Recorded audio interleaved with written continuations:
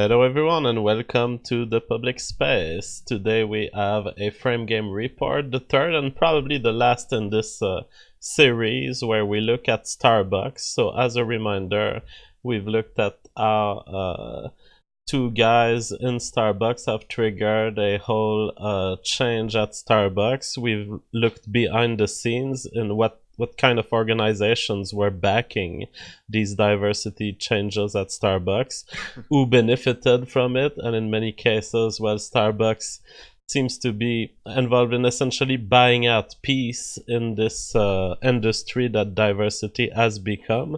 So Frame Games now brings us a report where we will go deeper. We will look at what kind of strategies has been applied and what kind of strategies are applied in general in the diversity industry. Frame Games, how are you doing today? I'm doing great, JF. Thanks for having me back. Excited for this particular chapter. It's a fun one.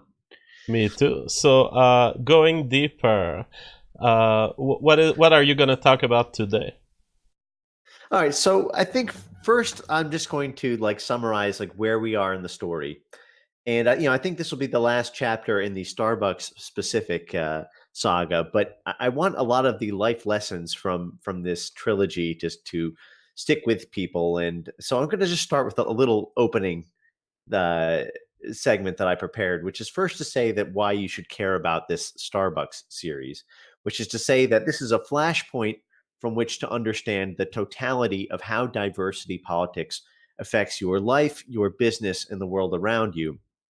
And what we're going to cover today, I'll kind of cut to the chase first of what the sort of big reveal is, which is that Starbucks is not a coffee company. They are a real estate company, and they buy real estate in the most expensive, coveted land in America, the urban inner and center city.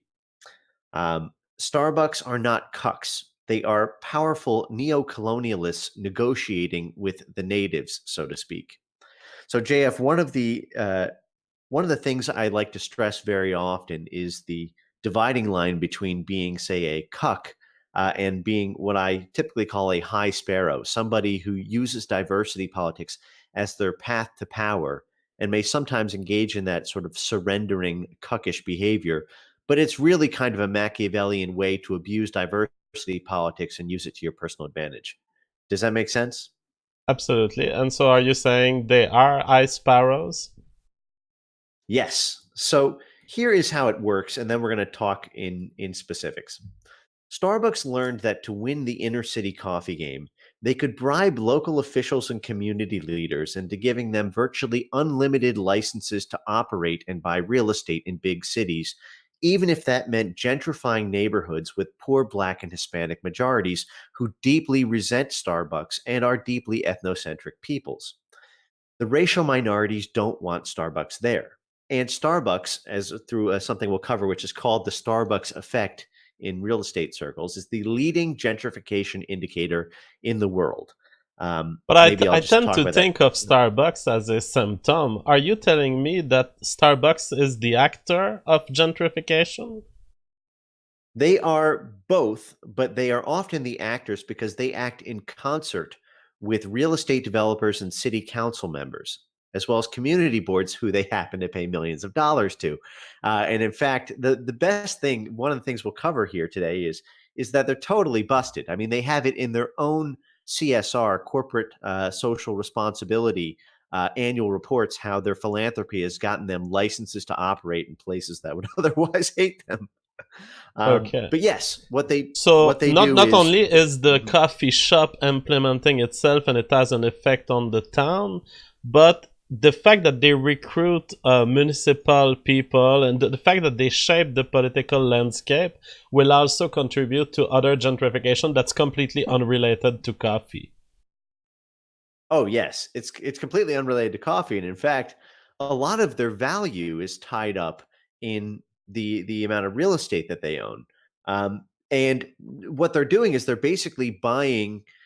They're one of the first actors. There's something called the Starbucks effect. I've got a bunch of YouTube tabs I can show you links for to talk about this more specifically. But if we want to just talk about it briefly, it's that statistical measures have confirmed time and again that the nearer you are to a Starbucks, the more rapidly your housing value will increase. Because Wow. what Starbucks does is they buy property in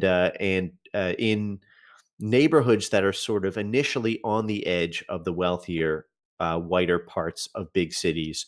And then they team up with real estate development companies, or often CDCs, community development corporations, uh, and as well as city and urban planners to basically lead gentrification projects that help other businesses and predominantly white, wealthier people to move into the neighborhood. And what this does is this basically kicks the Black and Hispanic people out. And it's for this reason that Starbucks is perhaps the most hated company in the world with respect to gentrification. Um, but beyond gentrification, which we'll get to in specific, Starbucks sells overpriced coffee at price points most Black and Hispanic locals can't afford. It doesn't fit with their culture, and Starbucks' competitive advantage comes in part from cluster bombing neighborhoods. You know, that phenomenon where you see like, you know, 10, they'll open up 30, or 30 branch locations in 10 days when they move into a city, right? It's like every block will have one, and there's even that joke that I think The Onion did a couple years ago where Starbucks was opening new Starbucks stores in their own bathroom because of how many they open up at a time. I So remember they being do a scientist and buying at Starbucks. I make more money than I used to, but I wouldn't buy at Starbucks right now because I've become more clever with my money. But when I was a scientist going around various towns, sometimes I was stuck in having not many options and needing something quick, and I would buy something at Starbucks. Yeah, yeah. Well, what they do is you'll often find, and in fact, I challenge the chat next time. I've started doing this since I've done my sort of investigative work on this particular topic. Whenever I see a Starbucks now, I stop and I do a 360 and I turn around and I see if I can find any other coffee shop that's not a Starbucks within view.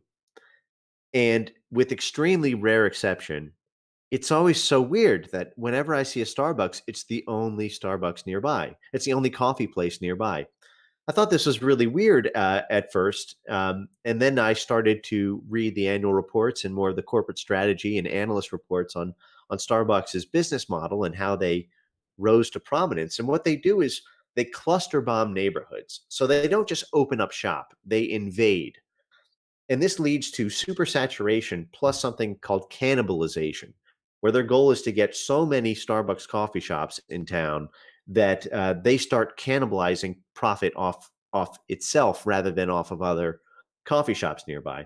And so Plus, this there's goes no hand. place left in the center for any competition since they're already pushing themselves to the limit with this cannibalization.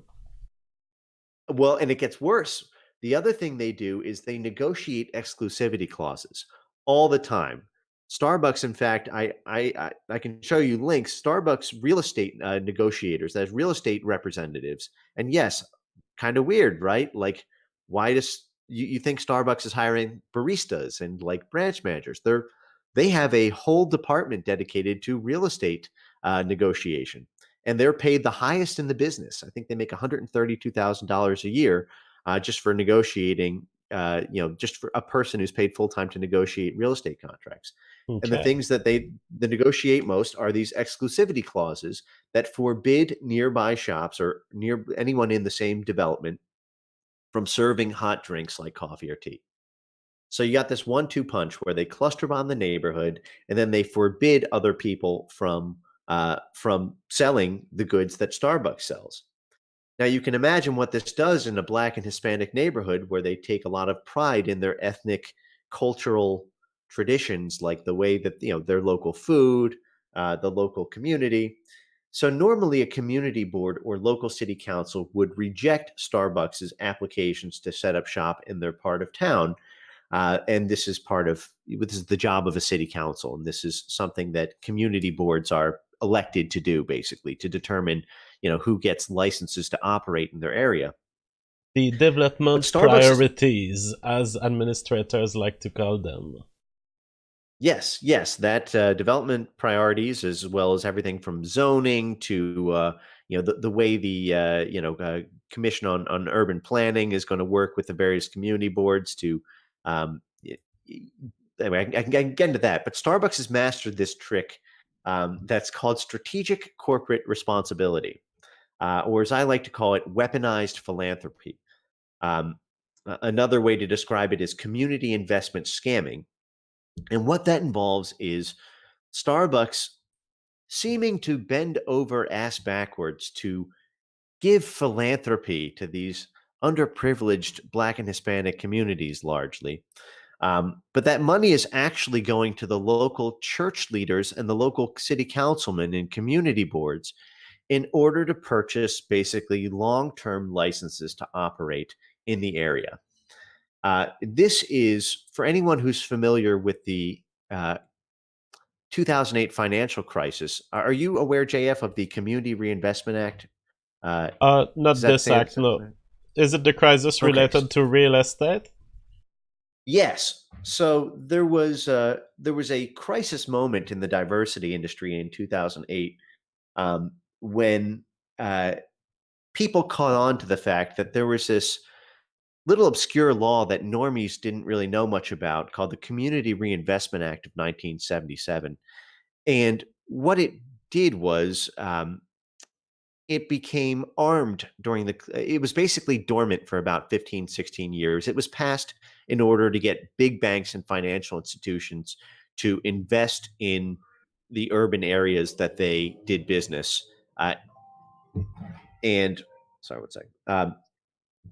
And it ended up getting weaponized into requiring banks to make subprime loans or lower their credit standards in order to meet certain quotas, essentially, for community reinvestment so that they could get licenses to operate in urban areas and so that they could get approvals for mergers and other sorts of regulatory approvals. What it was is it was Steve Saylor covers this in a series he calls the Minority Mortgage Meltdown. And basically, it explains how it came to pass that the subprime loan industry was created, why the banks got rid of all their lending standards all of a sudden beginning in 2001. And I was intending to tell that story a little bit later in the presentation, but let me just sort of conclude the initial sort of introductory statement by saying Starbucks essentially acts today the same way that big banks acted in the lead up to the 2008 financial crisis, paying off local community leaders and in order to get regulatory approval and in order to get zoning licenses, while seemingly on the surface doing it all for diversity. But the end result is the same thing in Starbucks as it was in 2008. Black and Hispanic people getting kicked out of their homes. They're neo colonialists. Um, so I'll pause now, but Now I wonder the extent of this parallel that you're establishing. So, are you saying that there is also a parallel between the real estate crisis and what Starbucks does, in the sense that Starbucks has very low standard for acquisition of real estate, or is it just similar in the sense that they recruit local politicians? it's similar in the sense that they recruit local politicians. Not that Okay. they are very, in fact, they are famous for exploiting demographic trends in how they buy real estate. In fact, they have this in their own materials how they optimize based on demographics. Now they don't say racial demographics necessarily, but what they do is they take a part of town that is in the earliest stages of gentrification. Maybe it is a part of town that has been downtrodden for a very long period of time, and then there's new signs of life, or there's a new deal announced with some community revitalization project, and then they will put a dart on the board in that part of town and say, okay, we're going to own this part of town, we're going to set up 10 Starbucks here, and basically we're going to be the only place to buy coffee in the city here. And then it takes as well as value basically. because white people come in, leftists come in, people start renovating old garages into hippie bar, and then everything gains value. Right. And in fact, it's, sort of famous for saying that the area is safe, right? There's not a lot of, you don't associate Starbucks with, like gang related violence happening, on the sidewalk nearby. I mean, it does have that symbiotic effect in part because of how they work with real estate developers. But no, the analogy to the 2008 financial crisis is, in fact, maybe we'll start with that. I wanted to start with a few other things, but um, I think since that's maybe the boldest claim that I made in the intro here, that we'll start with it. All right.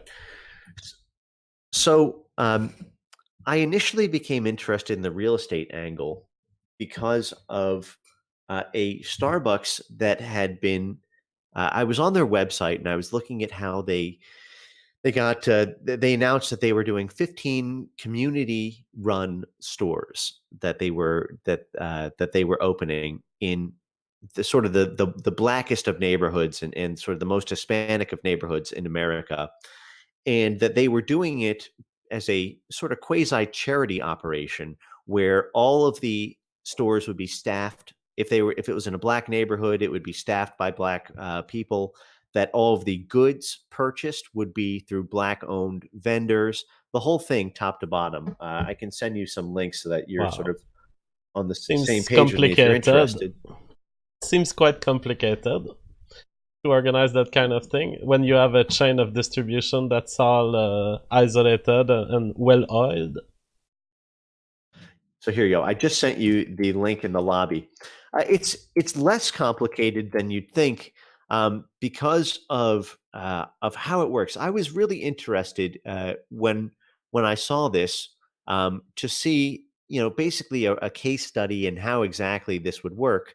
Yeah, I guess I had the same impulse as you. Like how exactly are they going to pull this off? They also claimed that I think maybe 10 cents of every dollar in profit would be reinvested back into the community, meaning paying the local community board members, paying for Okay. their initiatives so that they could get more access. So, and then I looked to see, well, what were they doing in Brooklyn? And I saw that they had teamed up with a local community partner, as they call the people that they pay, um, named the Abyssinian Development Corporation. That was going to be their local black owned business, basically, that they were going to do business with for this. And I thought, I wonder what the Abyssinian Development Corporation does. And so I'm going to send you another link now because this will sort of take us into the real kind of first act of the story here. Um, Hold on, give me a second. By the way, I'm not illustrating the links to you because I'm trying to save CPU given the past troubles we've had, but the crowd is seeing Yeah, them, sure. so don't worry about this. Sounds good. All right. So I just sent it to you in the lobby. And this is just a link to, you can find this speech online a million places, but this is just on Steve Saylor's website. And this was a speech that a sort of white leftist who used to be very involved with Obama made about what he thought was in store for Obama's presidency. And he talks about, if you run a search for real estate reverend in the article, it's about 5 paragraphs down. Yeah, It's the the liberal paragraph that starts. foundations, the elite universities, the non-profit community developers, Mhm. and the real estate's Yep. reverence. Right. So the Abyssinian Development Corporation, this speech helped me put some things together here. The Abyssinian Development Corporation, when I looked into it, it pulled up an article about a man named Calvin Butts, who was supposed to be the anti Al Sharpton, basically a black civil rights leader that white people felt a lot more comfortable doing business with. And he was the reverend of a church, basically a big Baptist church in Harlem. But there was a really weird aspect of of Calvin Butts's church. The church owned a subsidiary called the Abyssinian Development Corporation, which had received over $500 million to buy real estate. So I thought that was a little interesting. Normally, when you think of churches, unless it's the Vatican, you don't really think of having $500 million real estate portfolios owned by churches with 60, 70 properties in the area. Uh-huh. Um, and so I thought, well, this is weird. So I looked into more about Calvin Butts and how he operates and how he got his wealth, how he went from being just kind of a regular broke dude to being basically worth $500 million as a preacher. And that sort of led me on a bit of a journey to understanding um, the relationship between big politics, big banks, big business, and big real estate. And it all sort of comes together in the Starbucks story. So if you remember, we started the story by talking about power. Philadelphians over, working towards empowerment and rebuilding. Right? Do you remember that was the name of the group that organized the Starbucks protests? Yeah, the one So, who were yelling on the street who were saying, "We yep, can bend them. We can bend their yeah, will." yes, we can force you to do what's best for you. Right, and you remember they were the ones who were issuing the list of demands, right, about Yeah. all the different political causes that Starbucks would need to pay money to. They were the ones that Starbucks met with in that behind closed doors meeting, right? That was sort of one of those weird things, like why are these masters of the universe meeting with this dinky group of church leaders in Philadelphia in response to this crisis?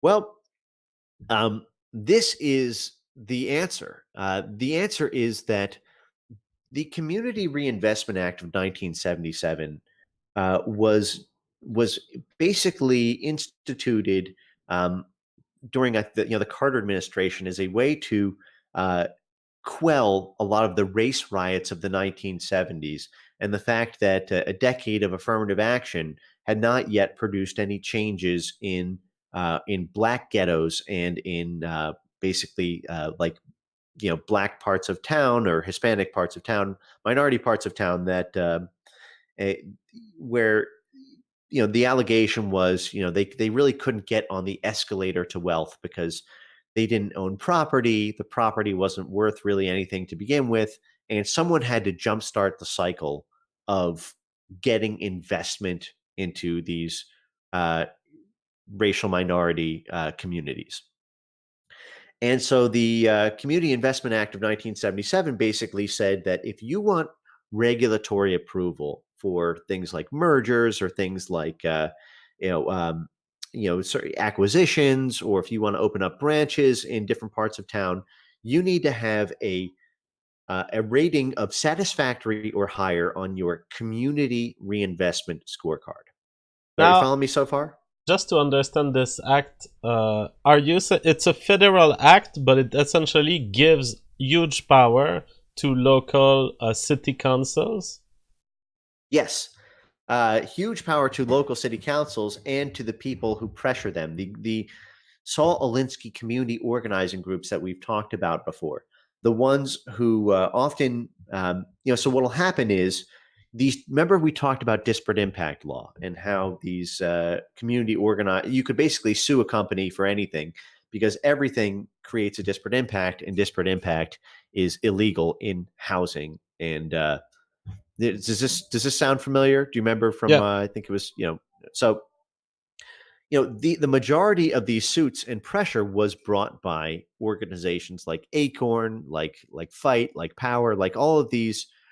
These groups were set up basically to shake down corporations for not for having disparate impact of their policies, and uh, the disparate impact doctrine applies to real estate, and it applies to community investment.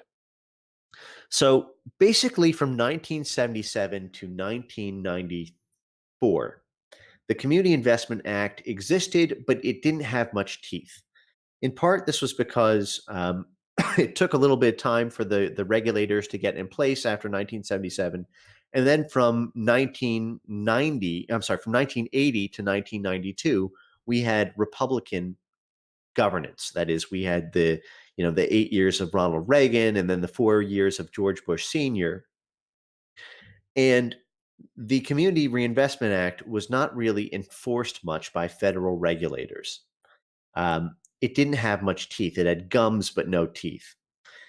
But Bill Clinton is, as many people have described him, our first black president. He was the guy who. That's not my phrase. I That's love it. uh, he ran on a civil rights docket. He was the guy who played saxophone on Arsenio Hall in sunglasses at night. Yeah.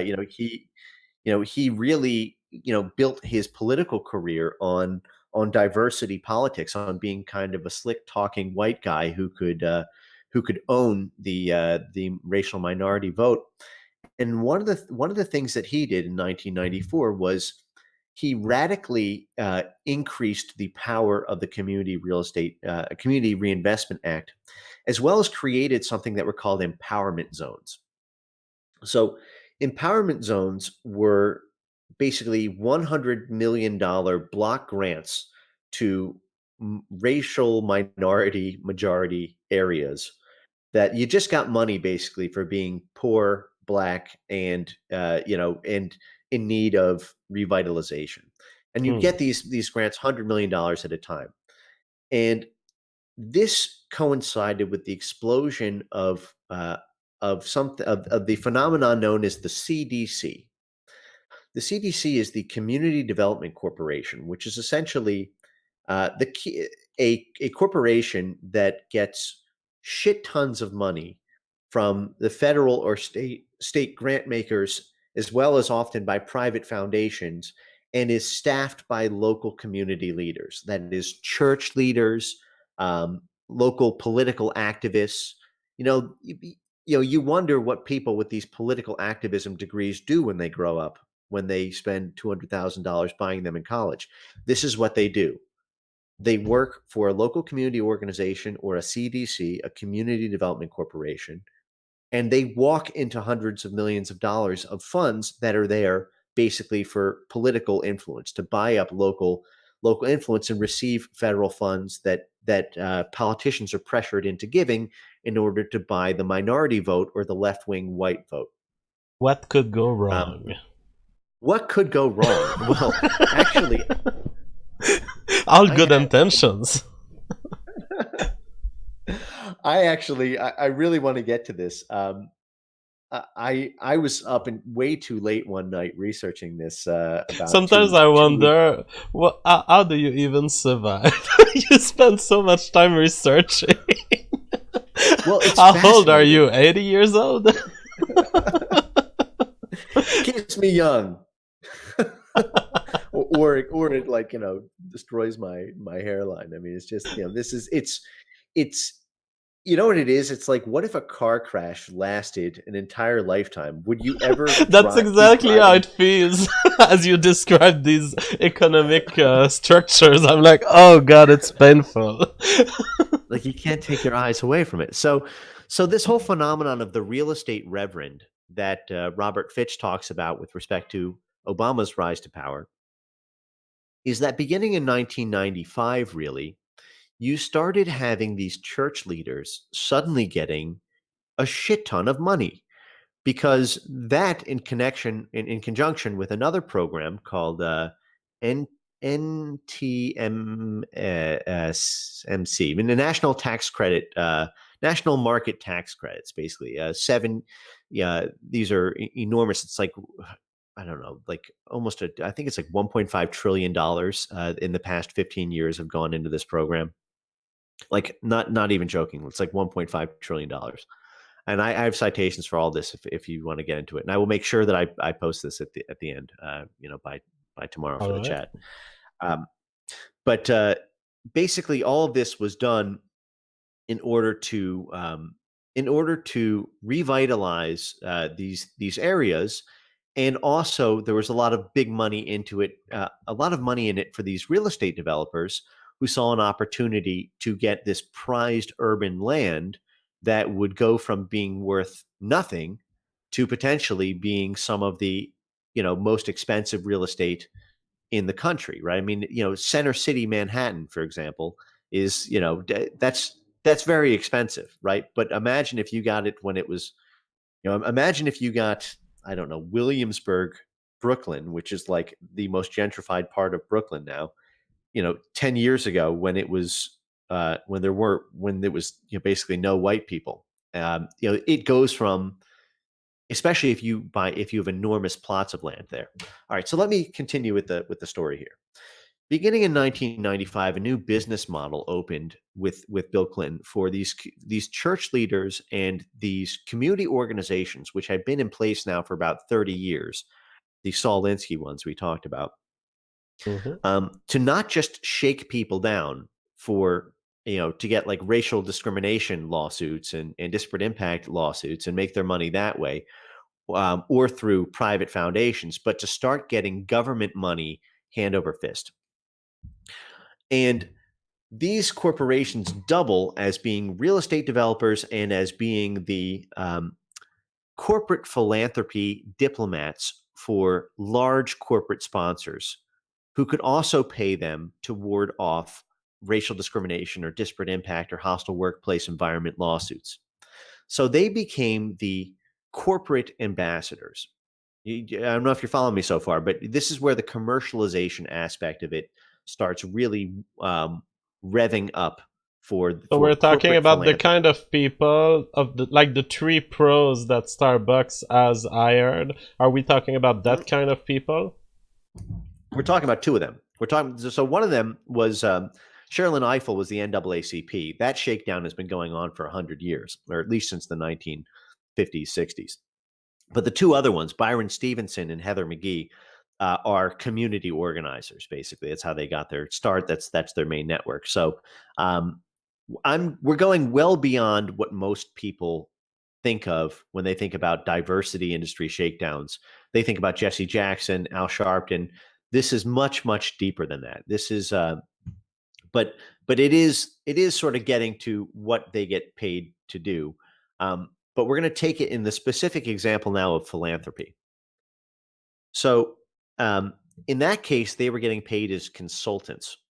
And I did want to get into the diversity industry consulting um, uh, industry, which I think maybe we'll do in a separate conversation, just because it's a little bit beyond the scope of it. It's very fascinating, um, but basically, these organizations, like the Abyssinian Development Corporation, that is these church leaders, are also the ones who are going to get paid by Starbucks because they do the steam control. The Abyssinian Development Corporation has contacts all up and down city, state, and even federal uh, politicians, like Calvin Butts, the guy who runs the Abyssinian Development Corporation, the real estate reverend, is very close friends with Rudy Giuliani, with George Pataki, the former New York governor. These are Republicans, and that's one of the reasons that Calvin Butts is often at odds with Al Sharpton and these other left wing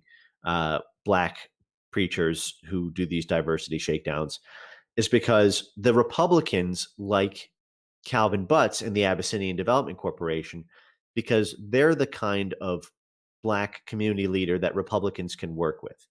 And also, um, they through a negotiation, the national market tax credit was extended not just to inner city black people, but also to urban white, I'm sorry, rural white jurisdictions as sort of pork barrel legislation to get Republicans on board. So there's an interesting aspect of it that transcends left wing and right wing here.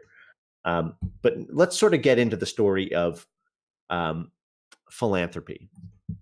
So I'll take a minute here to say that there's two different prongs that we're talking about. One of them is the reaction to the flashpoint of the two men getting arrested at Starbucks, which is when they hired all of the diversity industry bigwigs to do the training, to do the PR, to stop the lawsuits from flooding in. But the other aspect of it is Starbucks's 20-year history of paying these organizations to get a competitive advantage in in urban communities. Yeah, because from So your earlier reports, I had the impression that Starbucks was new into this, but right now what you're telling us is the hiring of these three consultants was just one more move in a series of moves that has lasted for decades. exactly right. Starbucks is not new. In fact, this is if you remember Starbucks, they have a huge history of things like this, right? I mean, if you remember, they had that Race Together campaign where, if you were going to buy coffee, then the barista had to have a conversation with you about race. Do you remember this? Does this sound familiar? I'll Yeah, pull up a link for you. I'm cringing just remembering. Yeah, so here's just a quick link to for that campaign and why it failed. But basically, you know, it was you go to buy your coffee. It's 7 a.m. It's Monday. Fuck, I hate Mondays. Oh my god, this work week is going to be so shitty. You go to buy your $4.50 coffee, and the barista berates you about your white privilege. And and what have you done for black people lately? And that was the that was the idea of it, but it was really, it was done because that was what their community partner board had voted for. See, they have a large national coalition of quote community partners, which are basically these local city council heads, these local church leaders, New York, LA, Chicago, Miami, all of these people are part of a large board, and you can look at it on their website. I mean, you cannot The make these things up. Schulz himself acknowledges one of the biggest flaws in his initiative. People might find it hard to understand where his empathy comes from. I'm not black. I haven't lived a life in which I was racially profiled, and I wasn't discriminated against because of the color of my skin. It's the yeah. fantasy land of leftism and of privilege, and I've had people tell me I cannot speak about these issues because I haven't experienced what it is to not be a white man. Right. Well, a lot of the pressure comes from below. And in fact, we're going to look at some of these Starbucks annual reports so that you can see where ideas like this come from and how they get support within the company to go ahead and announce this national campaign. Remember, they didn't do this quietly. They announced it weeks in advance, and it was this big initiative. And in part that's because they have this board. They have a policy board that is basically for their local community partners, their local real estate reverends, and diversity shakedown artists who vote in their diversity councils about what kind of new diversity initiatives to do. But anyway, Starbucks has been doing this for decades. That's how they came to own the inner city. Now, let's. I want you to understand the genesis of this corporate mindset.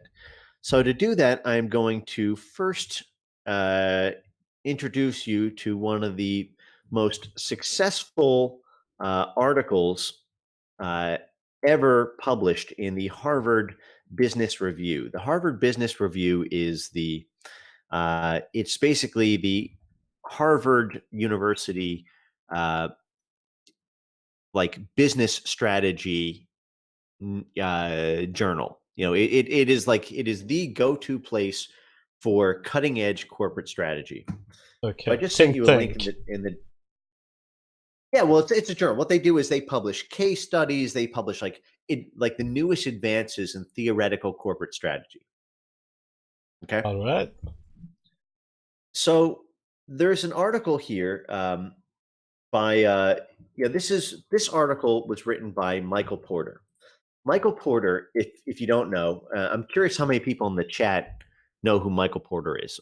Anyone who is a management consultant or business consultant or has gone to business school will know this name. If you because know this Michael is Porter, press 1 on the chat. If you don't know Michael Porter, press 2. I will press 2 because I have no idea who that is. okay.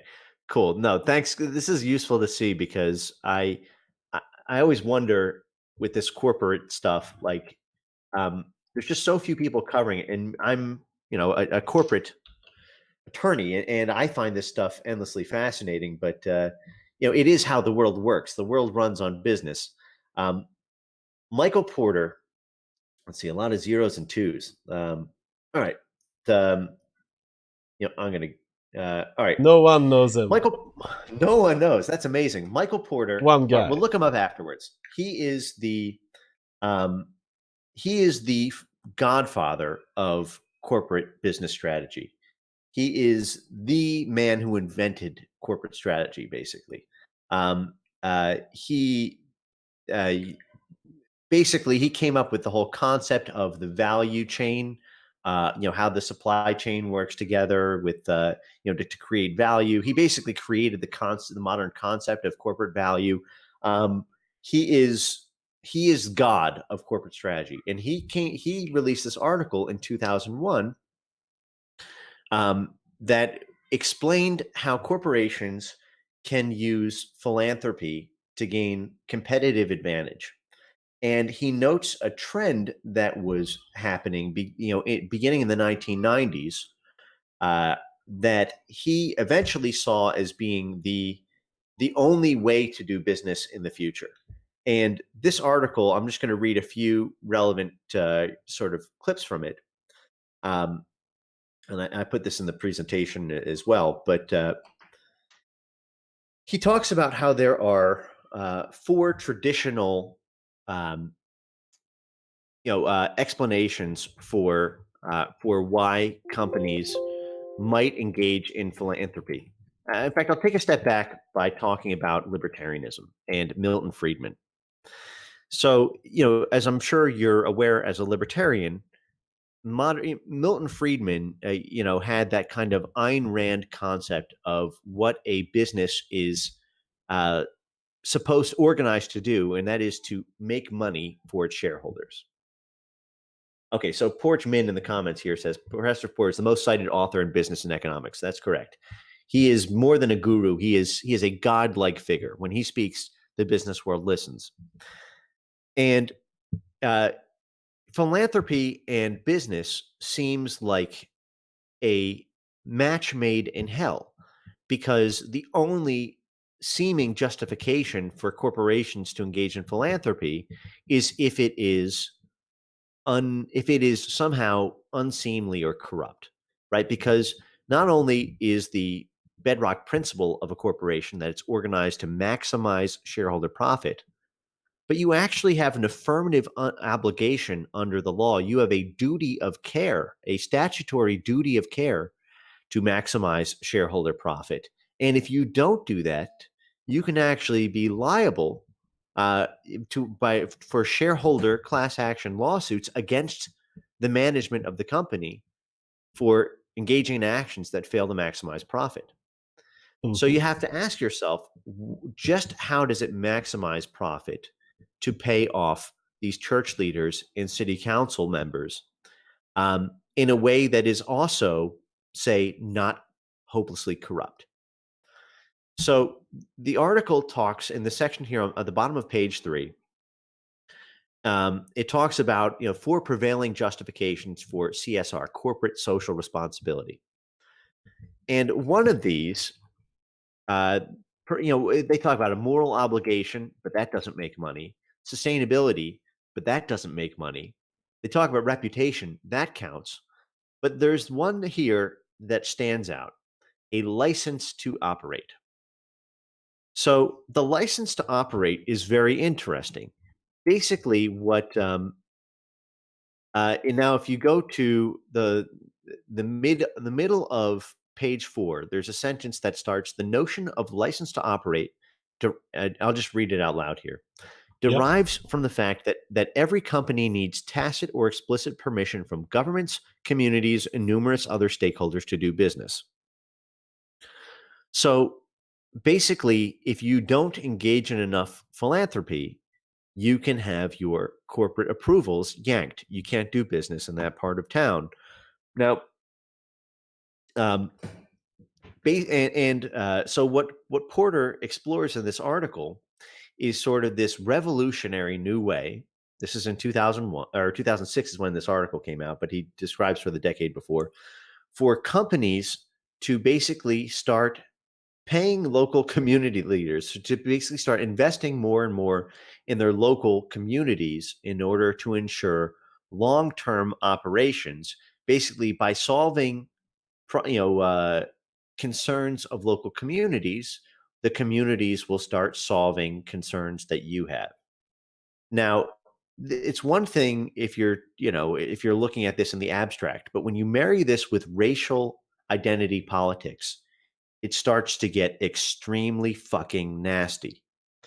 Basically, the way it starts to operate is you have a black majority or Hispanic majority neighborhood that's a couple blocks away from extremely, extremely wealthy white neighborhoods and dirt cheap property prices, the chance to make an absolute killing if you could be a first mover in that neighborhood. And you have these black community leaders who say, all right, listen, you want to come in here, you need to start solving some of our problems. And some of our problems are money.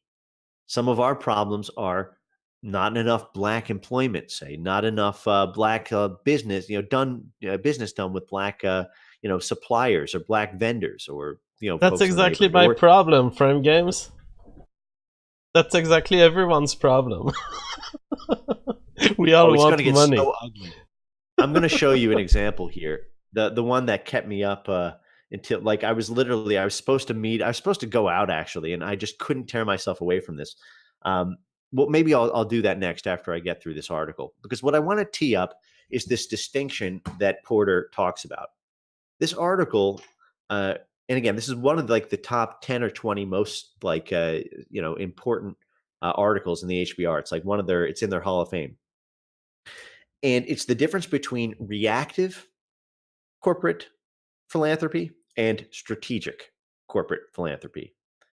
And Porter's call to action here was listen, stop doing philanthropy when when you need something done or you got in trouble or there's a PR mess or something and your reputation is start seeing the people in your neighborhood as the high influencers in your neighborhood, the city council members, the mayor, the police department, the local and insurance regulators. Everybody start seeing them as stakeholders in your company and start doing favors for them so they'll do favors for you. So that is going to take us to I'm sorry, let me turn back to my turn back to my presentation here because there's a few things I wanted to get to. Uh, Actually, I think the first thing that I'll do is just to show you that I am not fucking with you. Here is a link to Starbucks's one of their like recent annual reports. Okay, copy link address, and here it is in the lobby. All right, so here on and here you'll see. I think this was their 2006 annual report, but it's in a bunch of them. I have a bunch of them like pulled up. But here, if you go to page 10 of Starbucks's annual report, that is, remember, annual report is what every public company has to publish, and as part of their annual 10K reporting obligations. Here in their social responsibility section, here they talk about their business case for why they give so much. This is in 2006. Why they pay so much money to local communities. And what do you know? Item number 5, just buried at the very, very end there. License to operate. at Star, let me look at this. Right, the heading is integrating our corporate social responsibility. At Starbucks, our commitment to good governance and ethical conduct and social responsibility is core to our way of doing business. Why do we do it? License to operate. Having a strong reputation as a socially responsible company makes it more likely we will be welcomed into a local community. what they're telling you, and I've got a million links, by the way, on like if you just Google like city council versus Starbucks or something, you'll see a million like local examples from like local newspapers of like local city councils doing battle with Starbucks and like not wanting them to come in. Then you'll see local op-eds like, oh my God, like we just let a Starbucks in. There goes the neighborhood. But what they do is they buy up the stakeholders. It's like Israel coming in and buying up your local congressman. Like Starbucks comes in, and these communities which hate gentrifiers, they don't even have a voice because their black leaders and their Hispanic leaders are bought up by these white and often Jewish sort of generally speaking WASP or Jewish business leaders who come in and buy up the black and Hispanic community leaders so that the actual people who are supposed to be electing their community leaders don't really have a choice in what goes on in their neighborhood.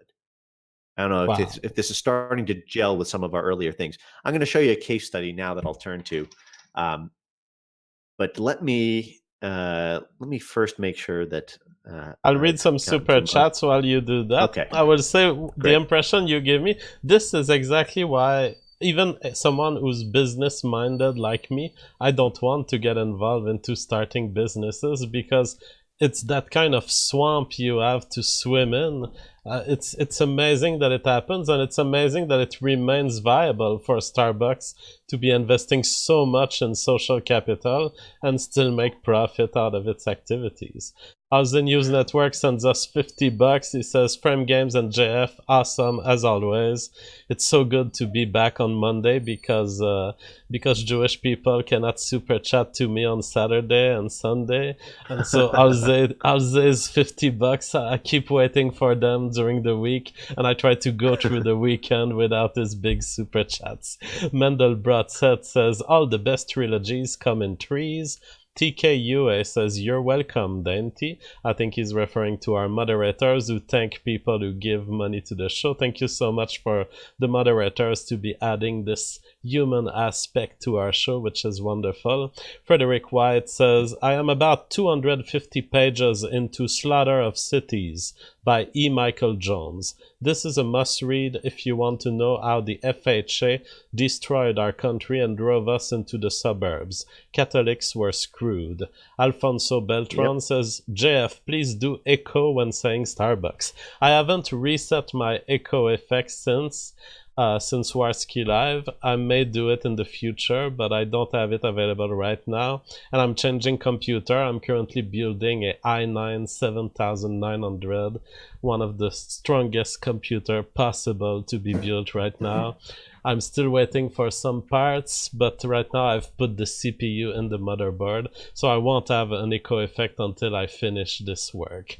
Bia says, $10, thank you so much. He says, this is some good stuff, man, high quality. Thank you all for the super chats. Okay, awesome. So you guys are going to love this part. All right. So one thing that I thought was really interesting in this Harvard Business Review article was talking about the situations when a company should be more or less aggressive about engaging in weaponized philanthropy. And here on page 6 of it, talks about the license to operate approach is the most. He says, by contrast to the other ones, is far more pragmatic. It offers a concrete way for a business to identify social issues that matter to its stakeholders and fosters constructive dialogue with regulators, the local citizenry, and political activists.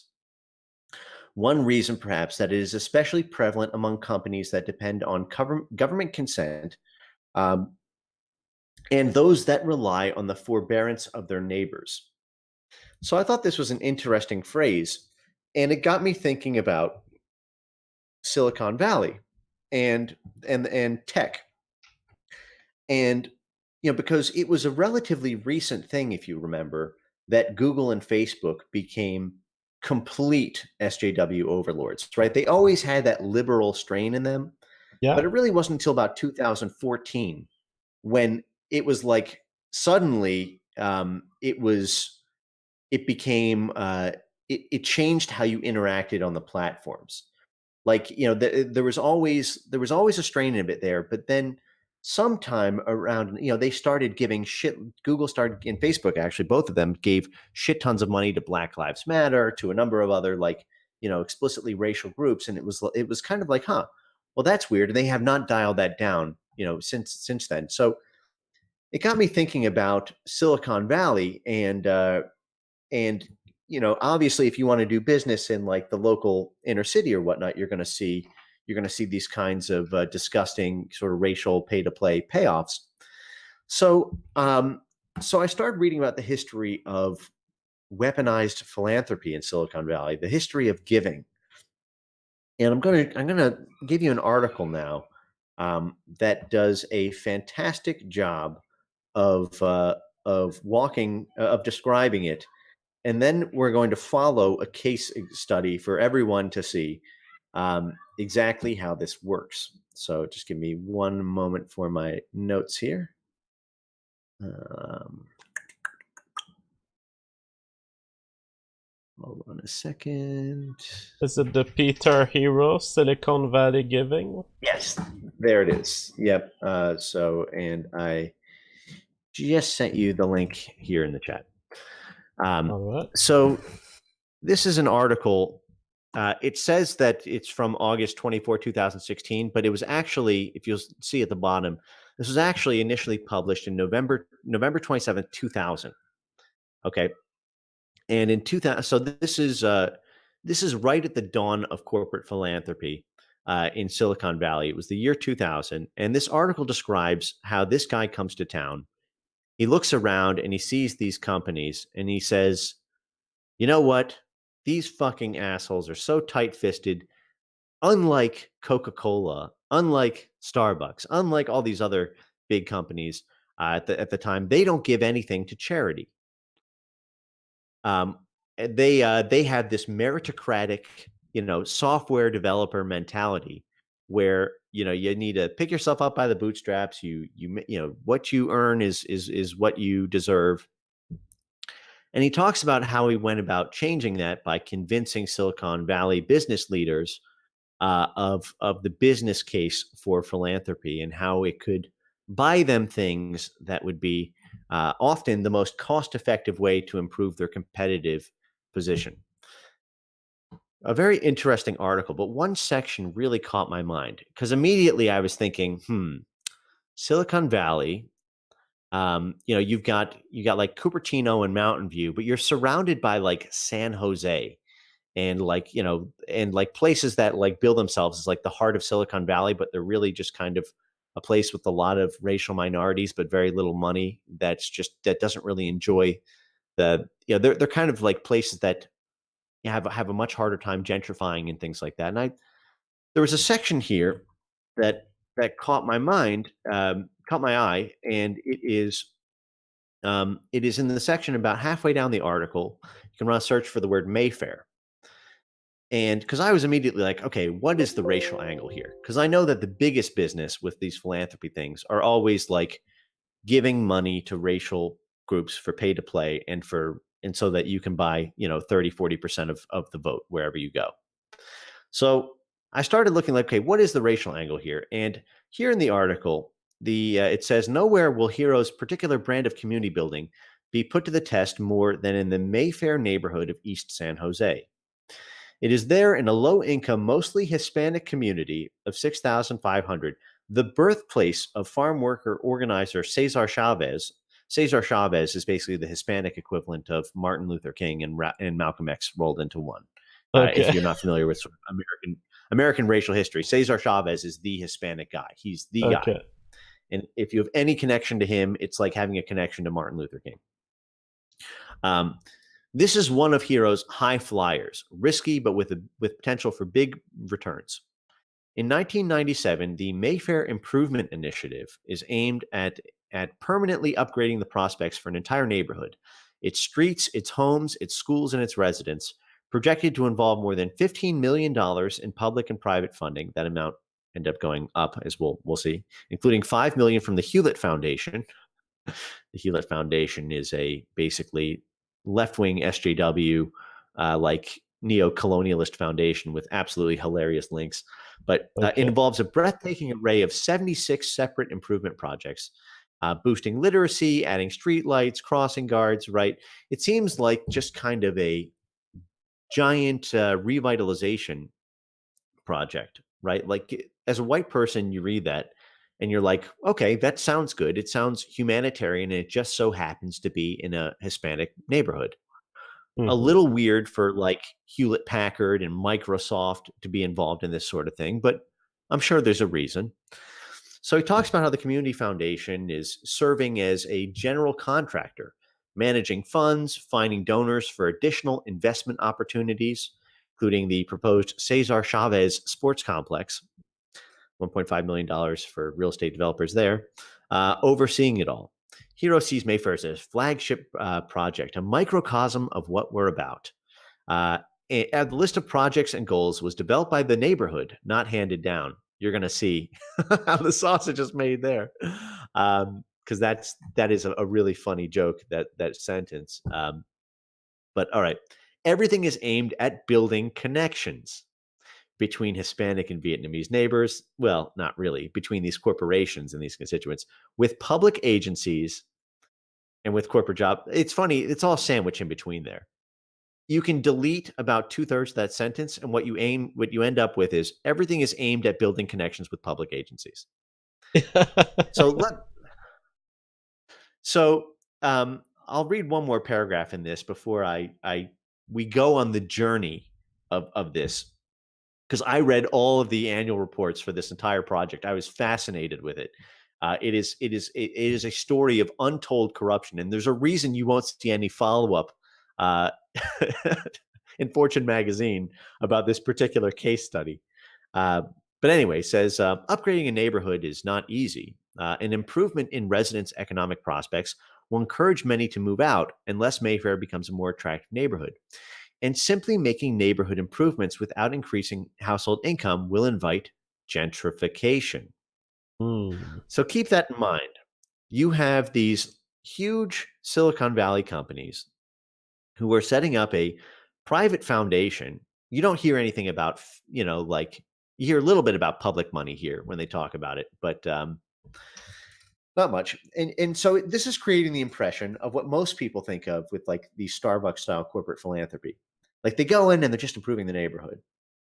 Well, what if I told you that the purpose of this was to buy off all of the major San Jose city council members, state assembly members, to get all of the biggest political influencers well fed and paid, and then gentrify a neighborhood to make the property that you own in the neighborhood rise in value, as well as to create as well as to bring more talent uh, into the Silicon Valley area by gentrifying it, and thereby sort of expanding like the size of Silicon Valley relative to these Hispanic natives who are so proud of their mostly Hispanic neighborhood. Now, if I told you that second part, you'd probably say, "Well, that actually sounds like a pretty good deal, for Silicon Valley. They would probably get a lot out of that." But I don't really see much in it for the Hispanic, uh, folks. So why did they get on board with it? So here is what happened to the Mayfair Improvement Initiative. I'm just going to pull up my list of links here. Just give So me the one text that we second. were consulting on Fortune, that's from 2016. So it's relatively recent, right? No, no. If you scroll to the bottom, you'll see it's from 2000. It was Okay, reprinted in 2000. 2000. Yeah, yeah. Um, so here is what happened. Give me one second. So hold on a second. The first thing, I started looking into this. So I started just Googling like, San Jose Mayfair Initiative, and I'm just going to send you a list of links, and then I'll show you, um, what ended up happening. I'm just putting them in the lobby here for you. So maybe we can start with the last link that I just sent you. That is the original plan between San Jose. You'll notice it's sanjose.gov. Mm-hmm. And this is the initial plan between it's the Mayfair Neighborhood Improvement Project. It's the plan between three groups of stakeholders. You've got the philanthropists, the corporate philanthropists. You've got the city, represented by city council, the mayor, and then you've got the local leaders. Those include the real estate reverends, if you will. That's not such a big thing in Hispanic communities, but the community leaders, the ones who run these groups like Power in Philadelphia. Now, if you remember, Power is a local subsidiary of, remember, they're a chapter of a much bigger network that we talked about, the Pico network, which is also in California and is related to a lot of the groups we'll be meeting in this section of the talk. So here is the plan for all of this money to go into Mayfair. So it starts with talking about the vision and these community organizations such as the Mayfair Improvement Initiative. That's the group that that's set up by the local community. That becomes basically a CDC, a community development corporation. The Mexican American Cultural Services Association, MAXA, and we'll be talking about MAXA a bit here more. The San Jose Grail Resources Center, Mayfair Park, all these other constituents, right? They're all sort of coming together to talk about this. And they go over the list of goals, and most of them just seem relatively humanitarian. But then there are some really weird things that keep coming up. Like, for example, on page 31 in the plan concepts, all of the potential sites involve doing it at the places where these political activism groups, such as MAXA, are located. And it also requires political support. That is, it requires. So if you turn to page 33, for example, it's a little weird that these corporations are, as part of this negotiation with the city and the city leaders, have to support immigrant rights, including a resolution for Mexican for Hispanic people from Mexico to be able to use their Mexican ID cards rather than U.S. photo ID cards, right? Like, these are really weird ethnic advocacy, strictly political concepts, right? Like, this isn't like, repairing street lamps. It's like, wait a second, you're just arguing for more illegal immigration and to against e-verify and other kinds of and other forms of just good American politics. You're making this racial. But Are it you with me sounds so far? humanitarian. It also sounds humanitarian there. It seems like concerns that leftists have, that illegal migrants not be treated bad, and that we adjust to illegal or legal migrants wanting to use various papers as part of their identification. Sure, fair enough, and I certainly grant that. So I think it's important then to show what actually happens. So remember, even as identified by the article early on, um, there was resistance because of gentrification, because of concerns that these big money people were coming in really for gentrification, to kick them out and destroy their Hispanic community more than to actually improve their lot. Right? That was like a big part of what they were afraid of. So here in this link, so what ends up happening here in this link? This is a annual report that the charity published called Lessons from the Middle. And in this report, they talk about what ended up, sort of, the status of the project.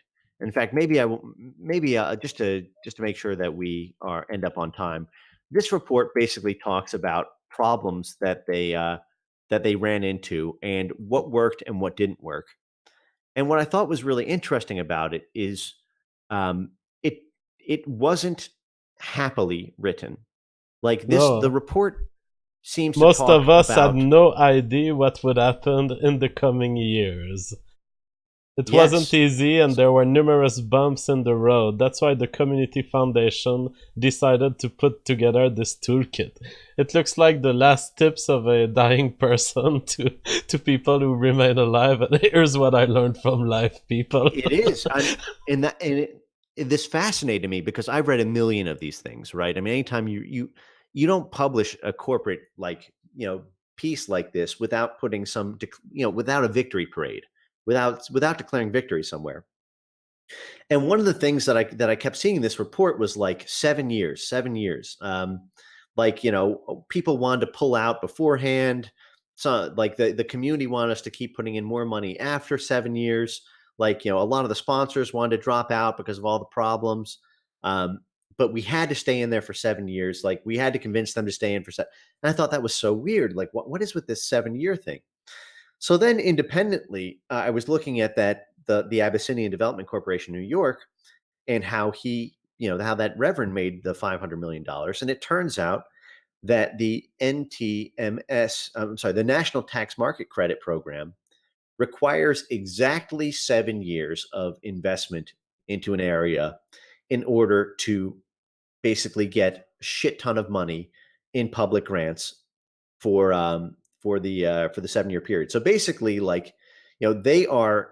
You don't hear about this here or anywhere else in their materials, but there's a whole cottage industry for basically getting rich off of national tax market credits, and this was part of it. I mean, they got a shit ton of money from the NTMM MS. And I don't want to be right, go on that point too much because we have a lot more to cover. But let me show you like what ended up happening with this. First, I thought it was really interesting. I was like, well, what ended up happening with like MASCA, the Mexican American, Socio-Cultural Association? So I go to MASCA's website and I notice none of the links work. I'm like, okay, well, that's maybe like a lot of these sort of community organizations, they've just don't dedicate a lot to online. Hmm. So then I look at, well, who actually received the money from the Silicon Valley execs, and I at Masca, and lo and behold, it was a guy named Javier Campos. Now, Javier Campos was the COO, Chief Operating Officer of Maxa, uh, and at first I was like, okay, well, who is this guy? I'm sure there's an angle here. There always is. And lo and behold, his sister Nora Campos is basically the second highest at the time, was like the second highest ranking state assemblyman in the state of California, and she won her district with like 75% of the vote because she marched with Cesar Chavez. And so you have these Silicon Valley companies basically getting paid with public funds to give that money to like some of the biggest political influencers in the state of California to to to buy and develop real estate in Hispanic communities.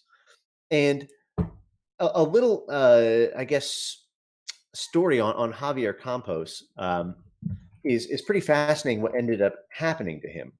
So I'll send you some links here. Javier Campos, the chief community leader that this philanthropy money went to, ended up narrowly evading jail about half a dozen times because the funds all disappeared. It was Hmm. supposed to. So here you go. I will the link that I just sent you. Shows how basically a bunch of people in Maxa were jailed for basically not, they had all this money that they received that a big portion of it went into like the pension funds for Maxa, and then the one day the employees turn around and find that there's no money in the pension funds, and the management had just ran away with it.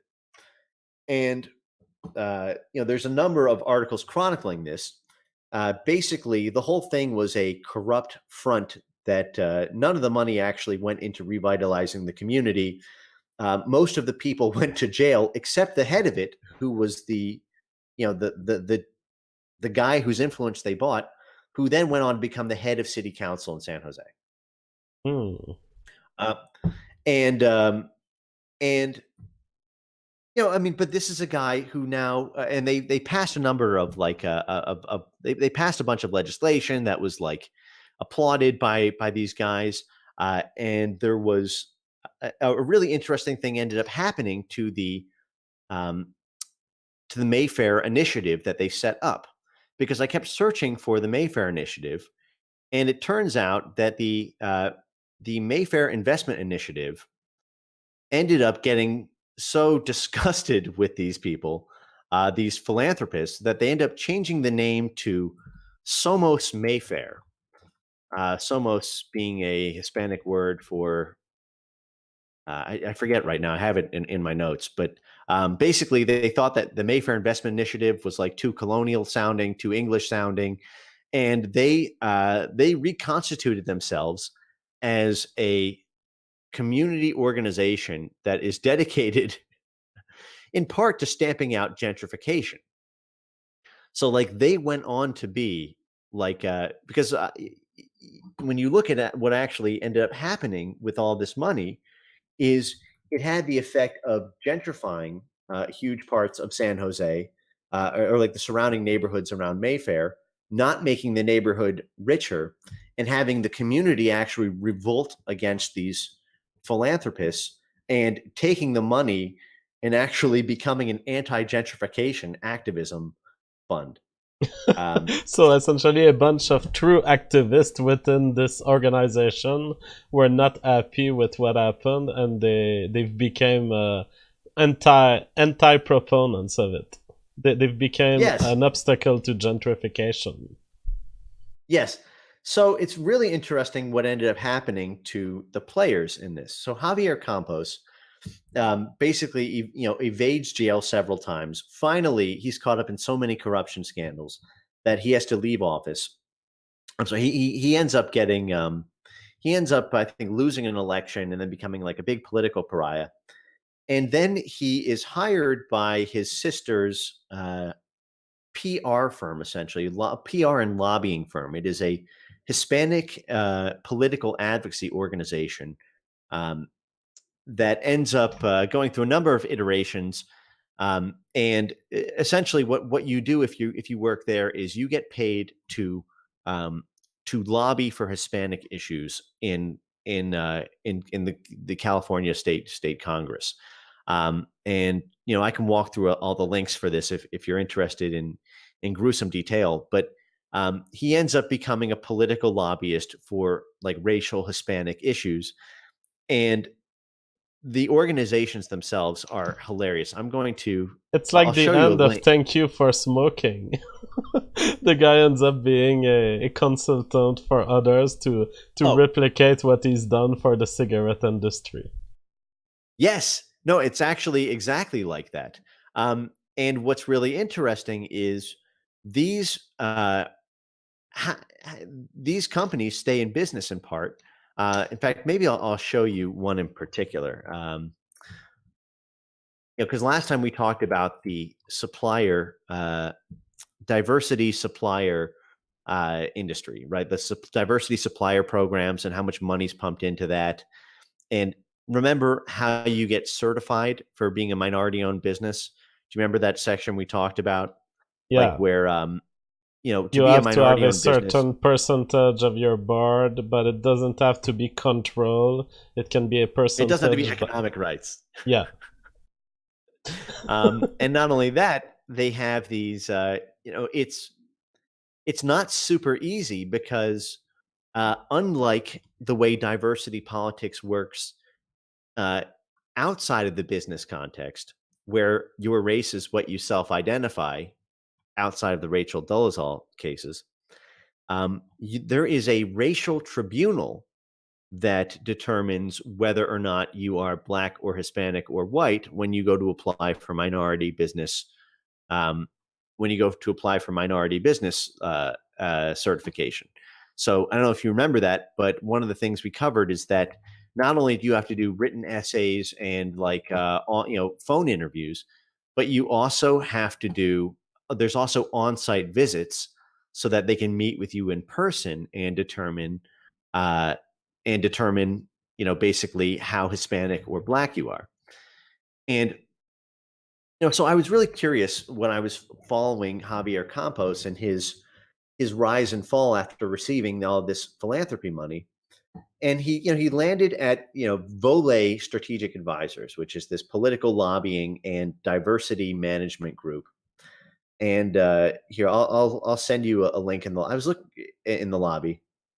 I'm looking at the Uh, part of your presentation where there's this girl, and it's like, is she Hispanic enough to receive diversity dollars? well, let me tell you a little bit. Are you familiar with what's happened in Brazil since 2014 with No. their racial tribunals?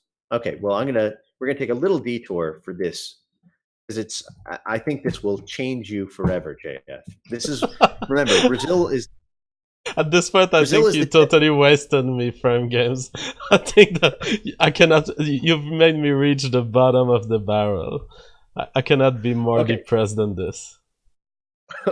We have to go over this. This is an article in Foreign Policy about uh, what Brazil affirmative action programs are like in Brazil now.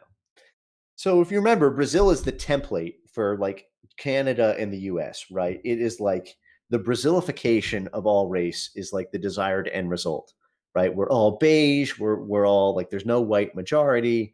Um, and Brazil has recently gone completely over the deep end with their affirmative action stuff.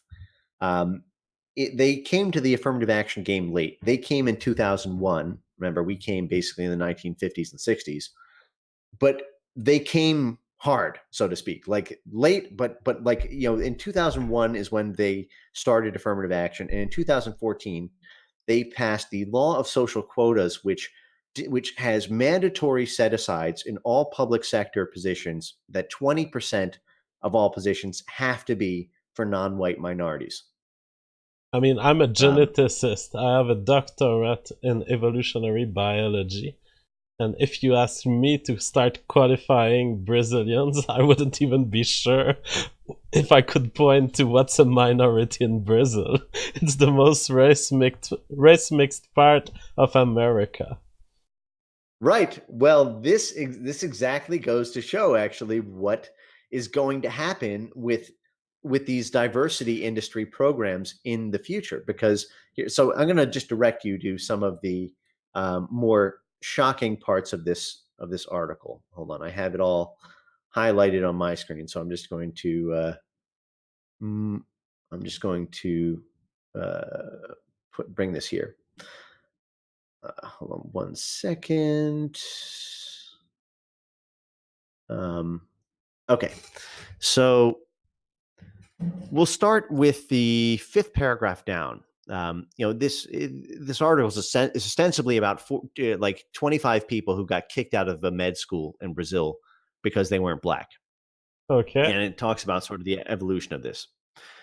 So here in the fifth paragraph down, they say the Ethnicity Evaluation Committee, of which one of the protagonists is a member, was installed to address the loophole of people claiming to be like Black or Hispanic when they weren't. And we here they talk about we saw the most incredible situations unfold. People would shave their heads, wear beanies, get a tan, just a series of strategies to turn themselves Black. Including darkening features with makeup, the stuff we all associated with that big Rachel Dolezal stuff is happening en masse in Brazil because of how extensive the diversity industry is, right? My God. 20% of every institution. Okay, now here's the thing. It's not because of of demographics as destiny sort of thing. Brazil is very racially stratified in terms of success. 80% of the top 1% in Brazil are white, even though it is a hugely non white country. It is what a lot of diversity advocates refer to as colorism or color stratification, the sort of more phenotypically white you are, and in those different stratifications are very precise measurements for your socioeconomic status statistically. So here they go into how the Ethnicity Evaluation Committee works. And now going back further down the article, 11 experts comprise the panel. Among them, basically, these affirmative action administrators, anthropologists, and leaders in the wider Black community of the local area. They receive strict guidelines from the public prosecutor's office, that is, law enforcement. Phenotypical characteristics are what should be taken into account. Arguments concerning the race of one's ancestors are therefore irrelevant. Oh my Okay, god. are you It's getting this? So racism even without race. you're gonna die at this next part because here's Because the punchline. Okay, even before you read that sentence, I was about to tell you, don't they want a geneticist on this committee? That might help resolve some stuff, but no, they don't no, want it. it doesn't even matter if your parents are Black. All it matters is, do you look Black and are you politically Black? Wow. Now, so watch this. Okay. All right. So the official criteria for phenotypic characteristics, even if both of your parents, if you had a Black mom, right? Um, so here's what the Department of Education, the from the blackest state in Brazil, decreed with their checklist, which was leaked to the press. Among the criteria is the job candidate's nose short, wide, and flat? How thick are the lips? Are the gums sufficiently purple? What about their lower jaw? Does it protrude forward? Candidates were to be awarded points per item based on hair type and skull shape. This is from the Department of Education from the blackest state in Brazil. I mean, you could write a comedy movie and put just that. Just it would be a straight joke in a Hollywood movie, mainstream movie, but it's reality in Brazil. JF, they're asking for it. They're demanding checklists for nose size and lip thickness and jaw protrusion. I Do mean, you this get is like more racist than everything I've ever done in my entire life. they're asking for it? They are. The nose short, wide, or flat. The thickness of the lips, and the gums being sufficiently purple. What about my gums? Are they So this sufficiently is pink? My welcome. god. So welcome to the minority certification status test of the future. Because remember, they're already doing. They're not, for the NMSDC. You don't. You know, it's a lengthy process. Like you don't just send in a picture. Like they meet with you on site. They do interviews. So this is also part of the test, right? So if you scroll down to the bottom, um, the second to last paragraph, he says, for the time being, individual students will be obligated to navigate the country's evolving racial codes on their own. Um, one person remembers his interview with the evaluation committee lasting 8 minutes, and they started by asking, basically how involved he was with the Black activist movement. And this guy's saying, I shouldn't have to be an activist to be considered Black, right? Like this is a guy who had he had like a Black dad, and he was turned down in the affirmative action programs for not being Black enough. So, anyway, Sargon would have so no chance in Brazil. Sargon of Akkad with his great grandfather being black. Forget it, Sargon. oh yeah, You don't yeah, have the but gums, you increasingly don't here. have the nose. But have a look into right. Brazil is the future. Brazilification. I mean, this is what it's moving to, and why? Because this is what happens when you create an industry. When you create an industry, you create massive incentives to get the money, and then massive protectionist efforts to protect that money to keep it so that there is the bare minimum number of of hands who are taking pieces of the pie. Mm-hmm. And even if that interferes with principles, at a certain point, the industry achieves enough power on its own that it can become a power player. And that is what has happened. This is one of the reasons that I think the diversity industry series is so important, is because people need to understand the vastness of this, as well as what the state of international business is. Remember, every one of there is racial certification for all of these things now in the US, for federal contracts, for the NMSDC, for all this stuff. Now, they might not be as explicit about jaw size and nose size yet, but don't be surprised if stuff like that starts getting floated. There is precedent for it, and it is and as these things get bigger and bigger in terms of the amount of money and the amount of power that's incumbent to them, you will start to see more and more of an evolution in the space. So I thought it was really interesting when I was following Javier Campos's post philanthropy life, and I noticed that he ended up at Volet Strategic Advisors, which, when you go to their website, which I'll show you here, um, looks like it kind of looks like any corporate website, right? You've got general corporate platitudes that say nothing at all, like make your vision a reality. Featured And services. I mean, this is an already made model website. They just filled in the text, basically. yeah, no, that's true. That's true. Well, here, actually, let me pull up a link here, and I just posted this on. I just created a private like a private like channel. Does this YouTube link that I just sent you work? Yep. Alright, you want me to So play the video now?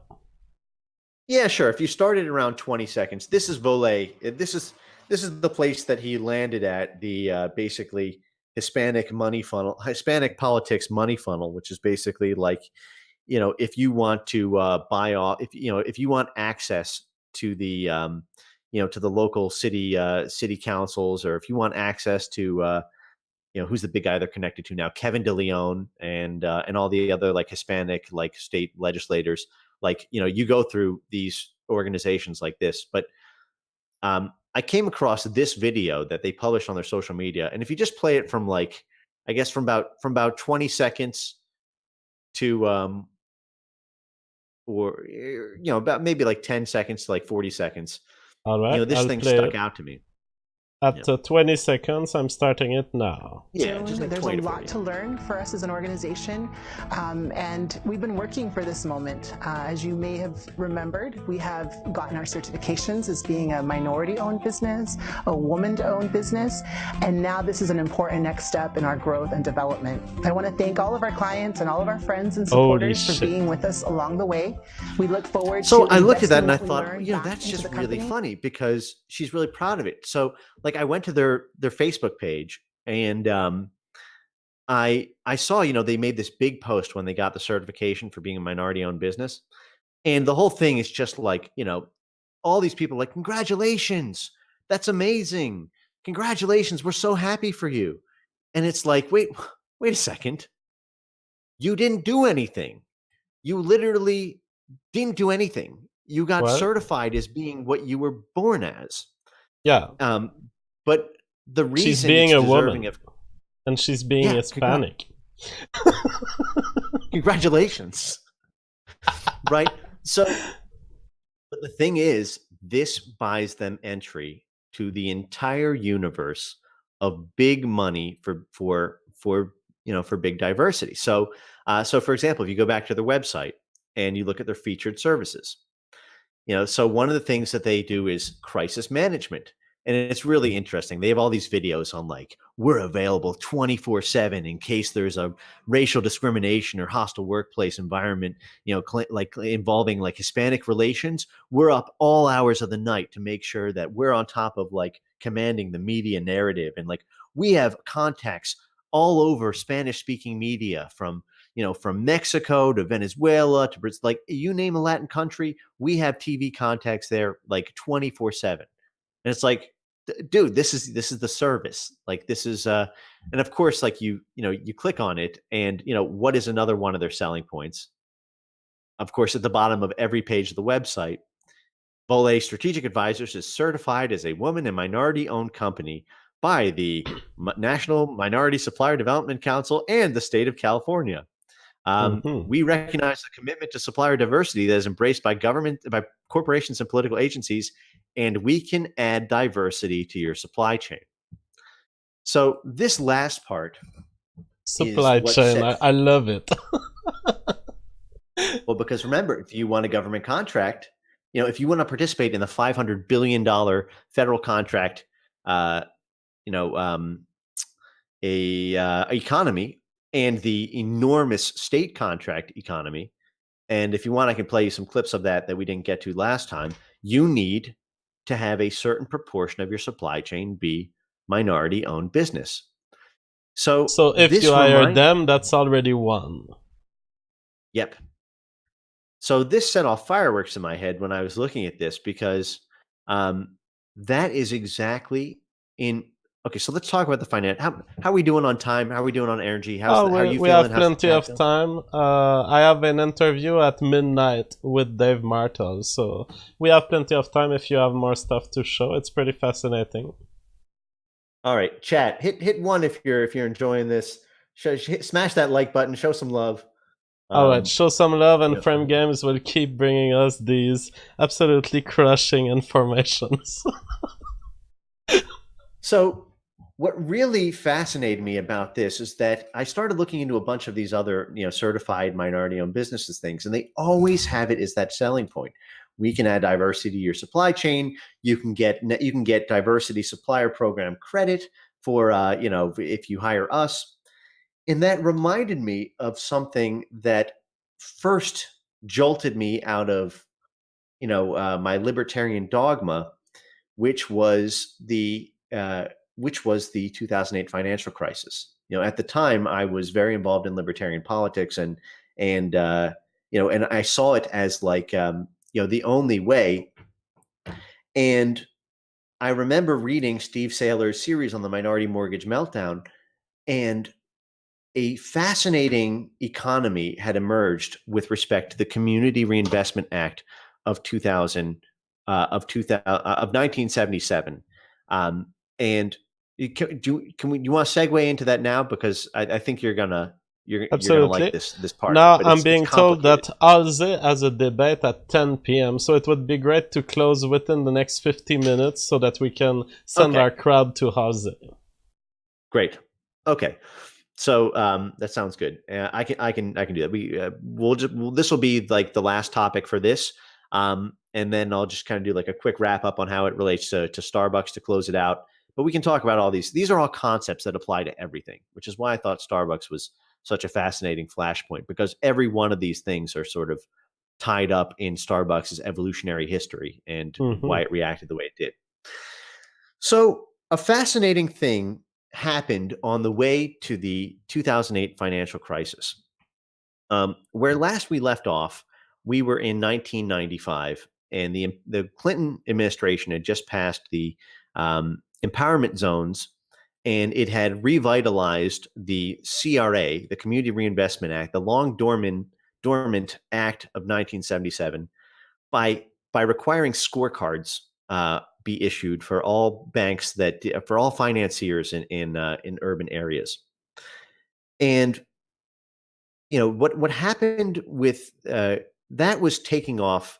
Like the early seeds of that were starting in the late 90s, and the requirement that you have a satisfactory or higher rating, because the new czars in charge at the federal level were all friends of Bill Clinton, and what is now sort of commonly called the developer Democrat complex. That is the complex of money that goes into Democrat politics, left-wing politics, from large real estate developers, like and sort of urban housing and things like that. So once Clinton's czars become in charge, the scorecards start getting rolled out, and people need to start complying with the Community Reinvestment Act, which means they need to start getting credits, CRA credits. You get credits by making loans to racial minorities, or by hiring people that do work basically on behalf of those communities. Like maybe those, you might say hire a consulting company that helps get your numbers right, or that does microfinance, or maybe it's a Black-owned business, and the brother is on the local community board or something. That was initially how CRA compliance got started. It was with credits. You would if you wanted to qualify, if you wanted to have a satisfactory rating, there became a sudden market need for a particular type of product. And that product was racial minority owned shit. Anything of any kind. Because if it was whatever it was, you could chalk it up to community investment. And even if that meant initially early on, like your janitors are done through like a Black-owned business process. In fact, there's a link. Maybe I can show you now on that. It's a funny link from the state of Massachusetts in terms of how to qualify for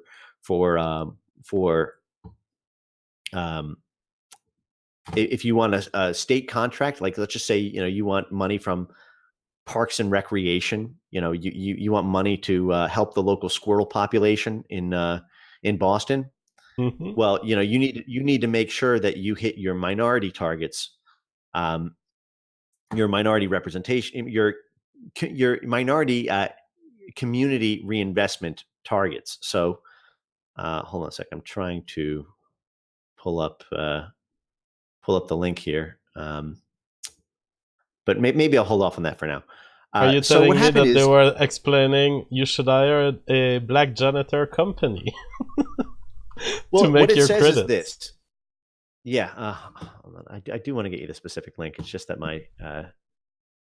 I might need to pull this up in a different browser, but I'll get it to you eventually here.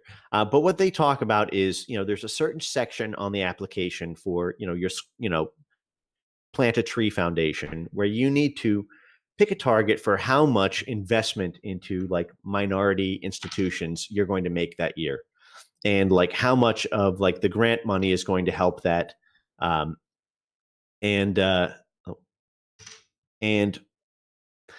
they talk about it, and like basically they say you should target 15%, and like your goals and milestones for how you're going to get there. So a very similar thing happened with the CRA, with the Community Reinvestment Act. You needed to get your numbers right, but it wasn't so bad at first because there was this tech bubble and everything was really rich in the late 1990s. But it all came crashing down in 1998, 1999 with the famous tech bubble. And if you remember, there was the famous Paul Krugman New York Times article where this is in the early 2000s, and if you remember, Paul Krugman at the time was the most famous economist in the world. Like, he was at the height of his power at that time, Nobel Prize winning economist, and columnist for the New York Times. And he wrote that the only way to get out of the tech bubble would be to inflate a real estate bubble. And this became, I'm not, you can actually Google this, just Paul Krugman tech bubble, real estate bubble. I'll see if I can pull you the exact quote.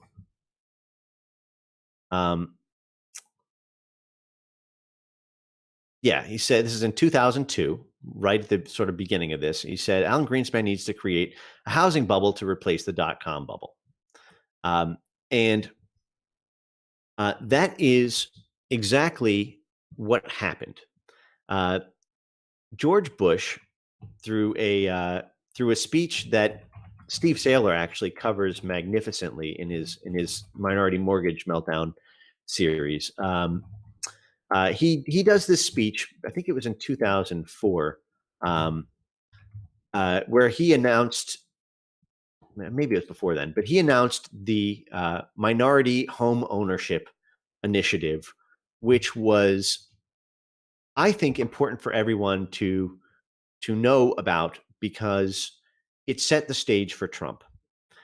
If you remember, one of the defining uh, dynamics of neocon politics is completely cucking on demographics and trying to buy the Hispanic vote because Mm-hmm. Mexican immigration was going to be, Mexicans were going to be the new majority, or at least the new sort of plurality.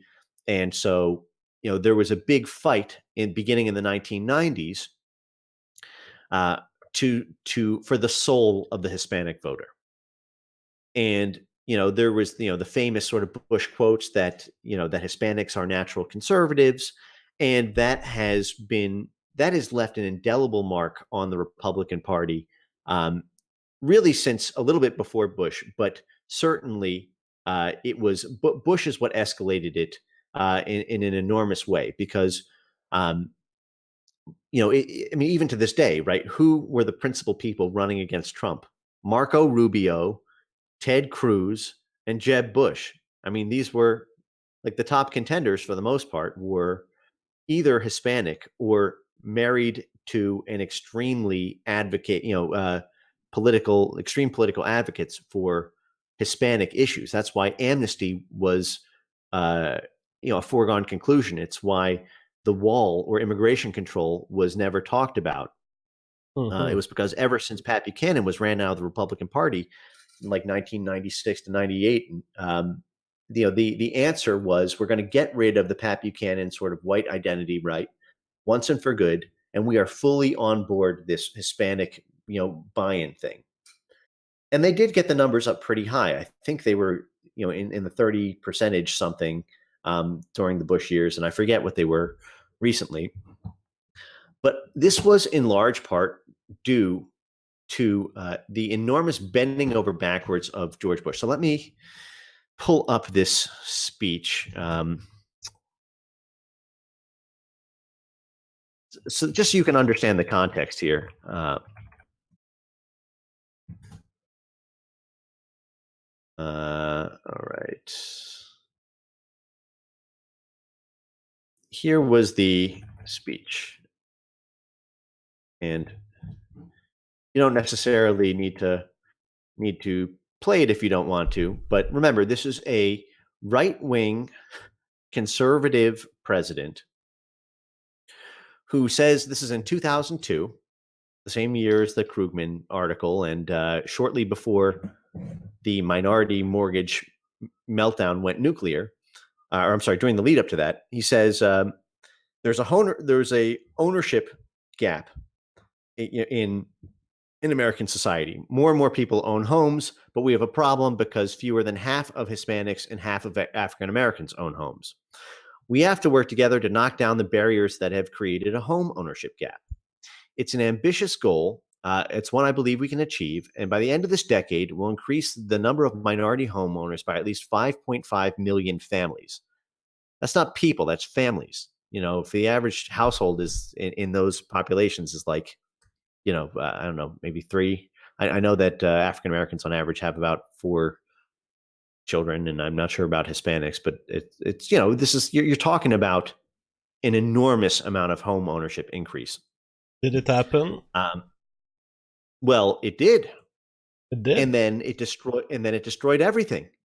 It did because the story of the subprime loan is the story of the minority loan, and we'll get to that. That's what we'll sort of dedicate the rest of the time here to, I guess, because the Starbucks has a lot of analogies to this, because literally what happened was it was like they bought off all of the regulators, they bought off all of the Black and Hispanic community leaders. At the end of the day, it actually ended up being the thing that caused them to go bankrupt and lose their homes. Like, so the end result of both Starbucks and the financial crisis is that these Black and Hispanic people are losing their homes to these sort of capitalist neo-colonialists who are all doing it in the name of diversity. Mm-hmm. So here you go. This is 2002, George Bush's speech. To open up the doors of home ownership, there are some barriers, and I want to talk about 4 that need to be overcome. First, down payments. Now, for those of you hearing this for the first time, who heard that the 2008 financial crisis was because of banker greed, well, that's part of it, but for very different reasons than you heard. This might make your stomach turn. Here is the Republican conservatives president's war on down payments. That is a 10 or 20% down payment on the home, something that you always have made to date, pretty much in the entire history of American real estate, to show that you actually have some skin in the game and won't abandon the mortgage, to show that you already have a certain amount of savings and income that you can afford 10 to 20% of the price of the house going into it. This is one of the difference between a mortgage and a mortgage that kind of plays a role in your life as a kind of rent that you're taking a risk on. Because if people don't have skin in the game from the beginning, they can see their mortgage payment as a rent payment. Yeah. Certainly the mortgage payment, but the down payment is like a security deposit. Yeah. Except it goes towards equity. So this is George Bush declaring war on down payments. A lot of folks can't make a down payment. They may be qualified. They may desire to buy a home, but they don't have the money to make a down payment. Basically he goes on to suggest that banks and home lenders abandon down payment requirements on mortgage applications. And I'll take you through the history of how that actually played out.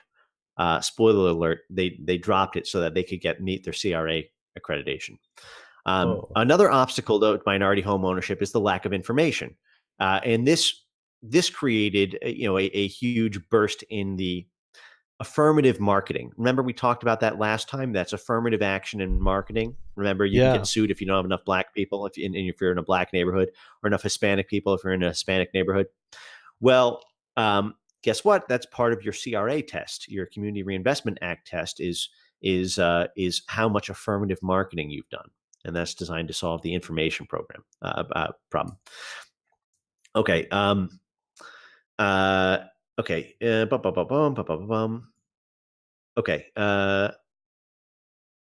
Okay. So here is a success metric. Well, I'll get to more on that in a second. But to answer your question, this is in George Bush's memoirs.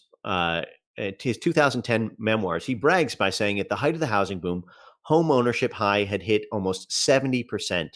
That's pretty fucking incredible, actually. 70% home ownership. I had supported policies to expand home ownership, including down payment assistance for low-income and first-time buyers, which is really a proxy for the racial element to buy the Hispanic vote and compete for minorities, which we'll get to. Together, the global pool of cash, easy monetary policy, booming housing market, insatiable appetite, and leverage create a house of cards. That's his explanation for it. But we'll turn now to who these champions of diversity really are. The superstar.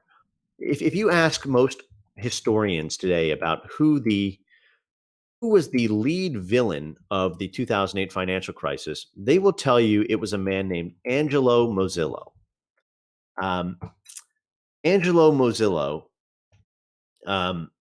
was the head of Countrywide Financial, which was the sort of largest. I'm trying to find you a video now that I downloaded, but I haven't uploaded yet.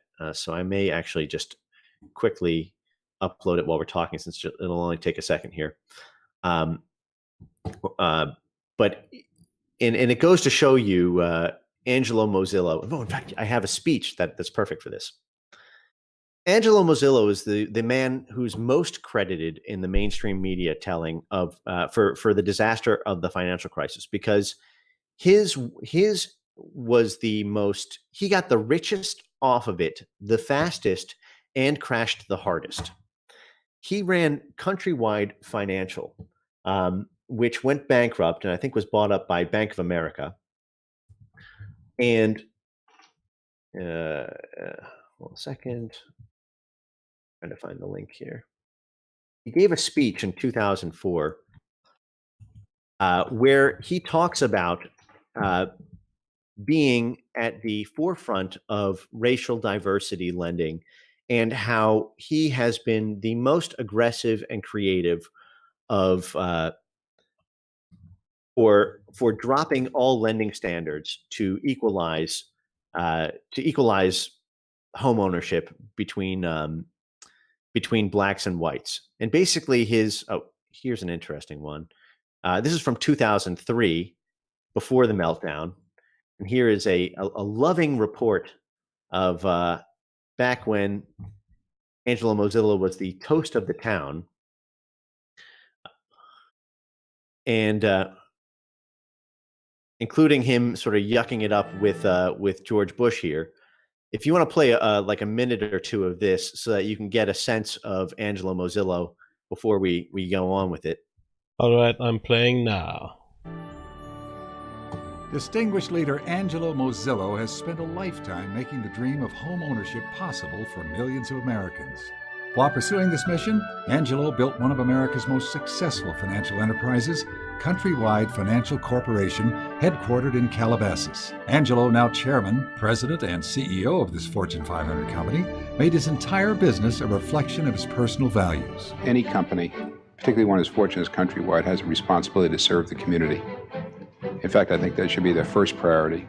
Angelo inherited the strong sense of community from his family.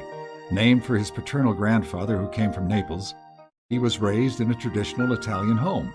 He learned the principles which would make him a leader from his mother, Pauline, and father, Ralph. I grew up in the Bronx, very difficult, very challenging. Fortunately, we had a very strong family. And my mother was is a very hard-driving individual. High expectations for both herself and her children. My dad was a very hard-working butcher in a small butcher shop in the Bronx. All right, so his dad was a butcher. He's from the Bronx, and they were from Naples, Italy, and he's a self-made man, essentially. Yeah, so he didn't do nothing. So, is he rich, or well, did he crash? Oh, he only made $385 million off of this.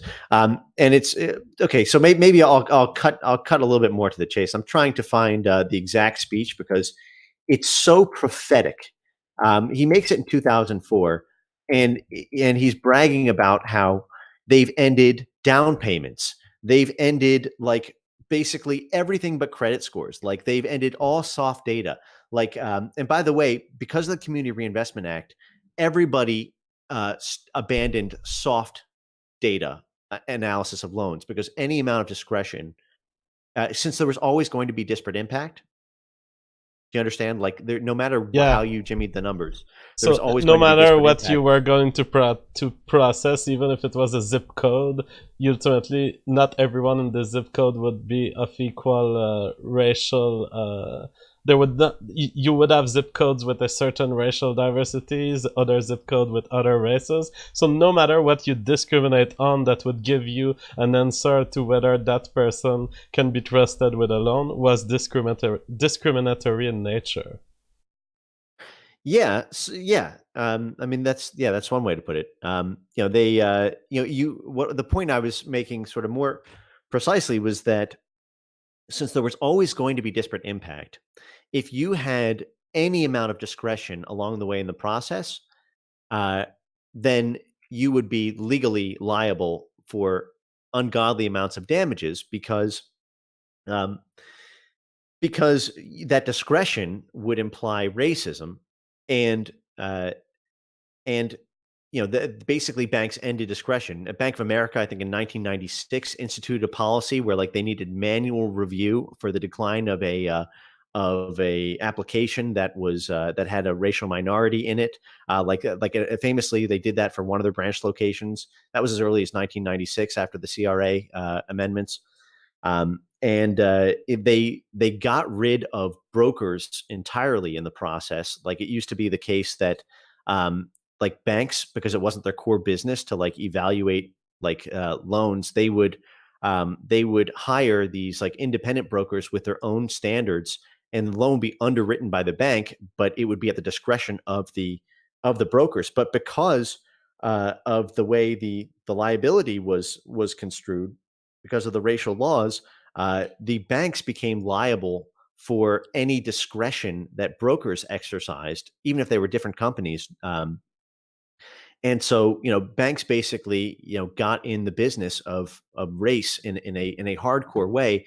And Angelo Mozillo, as this video is going to go on to show, is like was the toast of the town in 2004, making money hand over fist. And not only that, he was doing it by being the world's foremost lender to racial minorities and Hispanics. So, like the article I just sent you in the lobby, you'll note at the bottom of it, right away, as soon as Clinton came into power, Mozillo made a hard turn into putting Countrywide Financial, like the leading lender of in the country, into getting the diversity dollars. So, like here at the bottom of the article, you'll see between 1993 and 1994, right, as soon as the CRA Reinvestment Act gets updated, the company's loans to African American borrowers rose 325% in a year, and to Hispanics 163% in a year.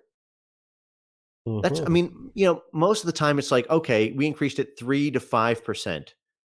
Good job. This is 325% in a single year. So, in this speech that I'm trying to find for you, which maybe I'll just put in the show notes after, he basically brags. He's like, guys, you want to know how I did it here in 2004, sitting on my millions? It's because racism is the world's largest financial and economic scourge. You have to understand that all people of all races, they have the exact same propensity to pay back loans. And so all the standards that you idiots are using for determining loans are racist. You have to understand they just, they will repay back at the same rates. And, this is how to make money. We are the number one lender to African Americans and Hispanics in the entire country. And, you guys too can see these riches if you just drop your credit standards and, as he said, treat everyone equally. But what that really means is you need to assume that, Asian females and Black males are repaying loans at the exact identical rates, even when they come from radically different financial backgrounds. Doesn't make any sense.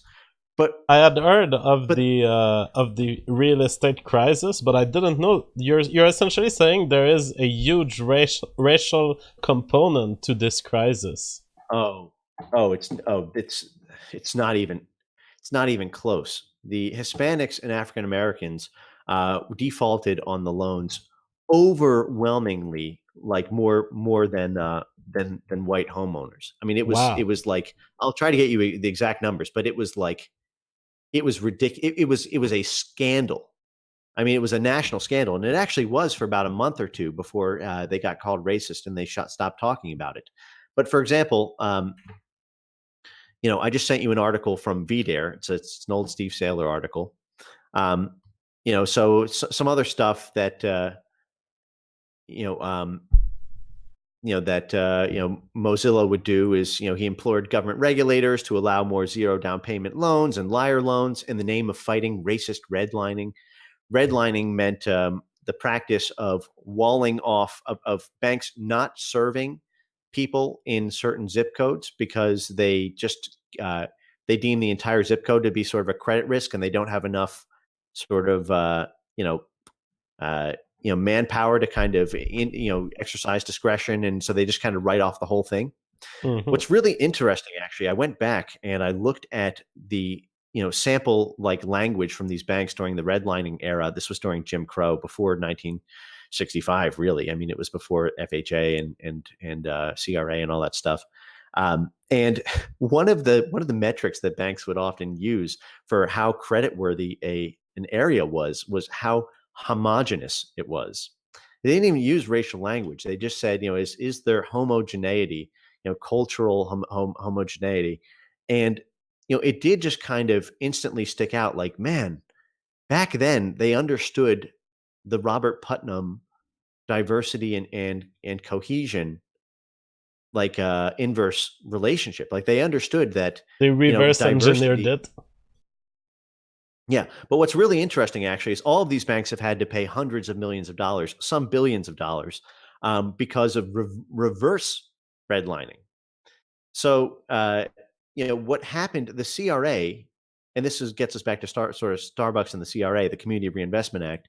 The Community Reinvestment Act was done in part to end redlining.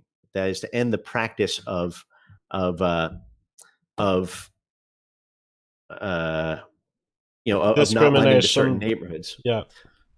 But it created a whole when the entire ecosystem collapsed, it created a whole new theory of law that you could be liable under, which was called reverse redlining, which meant offering too many subprime loans to people in areas that you went into to avoid not redlining. Do you understand? Like, they created a whole new theory of predatory lending, of going into these Black and Hispanic. Basically, they sued them for hundreds of millions of dollars for not giving enough loans.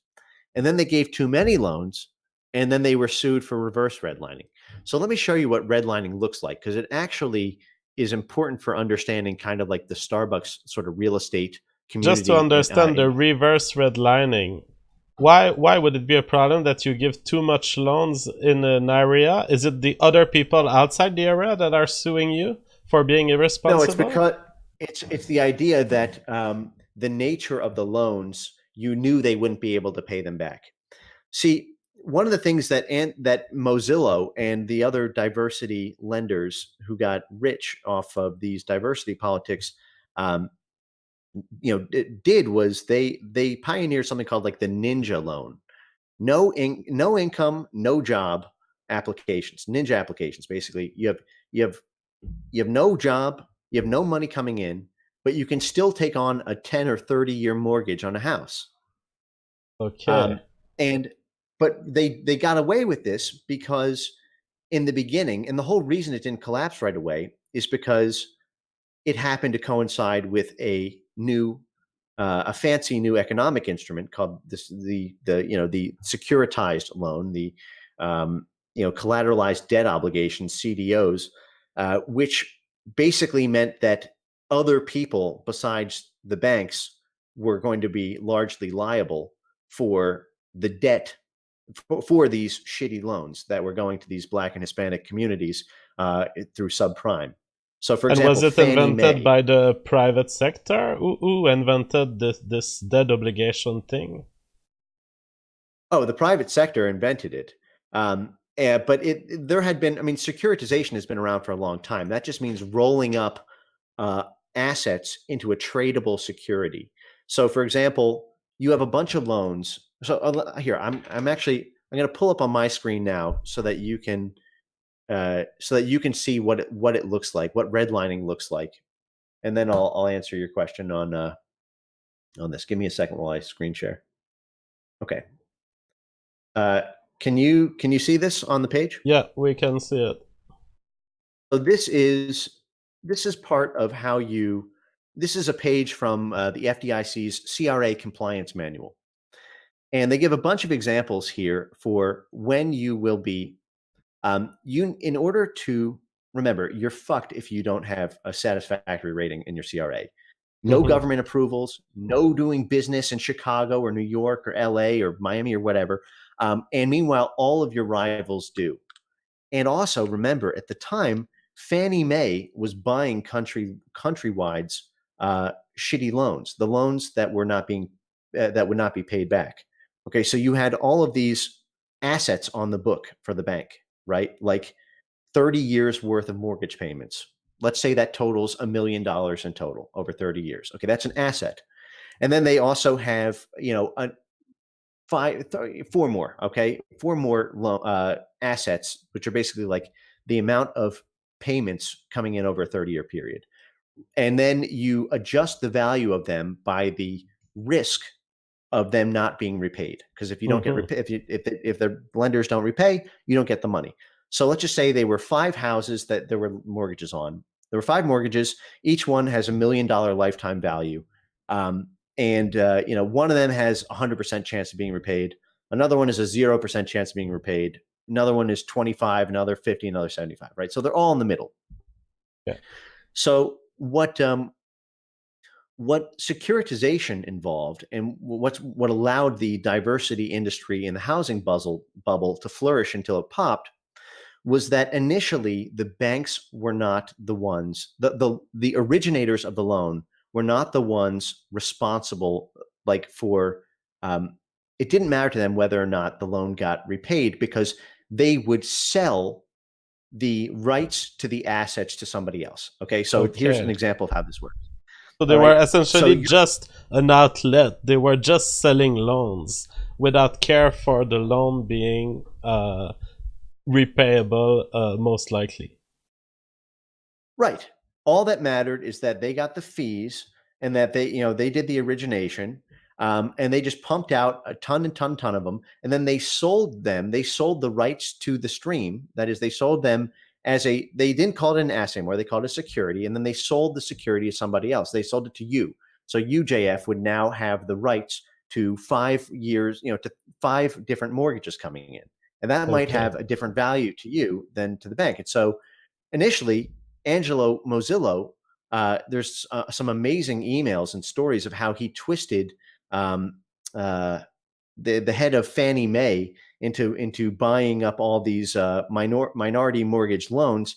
And I think it was Frank Raines, someone Raines, Franklin. I think it was Franklin Raines, who was the head of Fannie Mae at the time, and how Fannie Mae and how he was the black head of, not the FHA. He was the black head of one of the enforcement czars, and he basically was all for it because of how much credit would buy him with the diversity industry. And there was this whole unholy alliance of nobody of the people who were exploiting diversity politics not having to pay the price for it. But here's how these CRA credits work. Let me just run through an example so that you can see the dirtiness. Okay. So here is, the back of a page here. What you need to do if you're a lending institution, in order to comply with a CRA, you need to do a annual CRA report with a dedicated CRA team. So you often need a whole new division of your company with a bunch of employees. And then you do a assessment area of all of the different counties that you do business in, and then the racial demographics of each and every single one of them, and then your proportions of loans to all of the different racial minorities in those. And because of these anti-redlining laws, the FDIC and OEFA and these other regulators would determine whether or not you are assessing the area correctly based on whether or not you're avoiding Black and Hispanic people. So here's an example, right? This bank, it has all these loans in County A, and in its CRA assessment report, it says the only county that we are responsible for our Community Reinvestment Act reporting is this one, the one where we have all these loans. The black dots are loans, and the yellow areas are majority minority census tracts. So this gets us into the explicitly racial angle of real estate and of real estate development and of big banks and of, it maybe, in another series on these business things. But so what would happen is they would take the latest census data. If it is a majority non-white neighborhood, notice how the bank has all these loans in County A, but it has a lot of loans in County D. Mm-hmm. But they're only reporting CRA compliance in County A. But because they are doing business in County D, a substantial amount of business in County D, what the regulators can do is they can say, no, you are actually liable under the Community Reinvestment Act for not just County A and not just County D where you have business, but also in County B, because there's a substantial number of majority Black census tracts there. Do you In understand? other words, you cannot hop over counties that are overwhelmingly Black.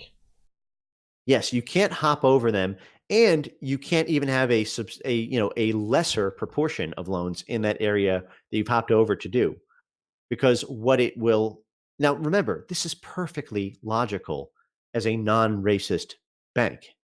right? Because it could be the case that the people in County B are systematically terrible credit risks.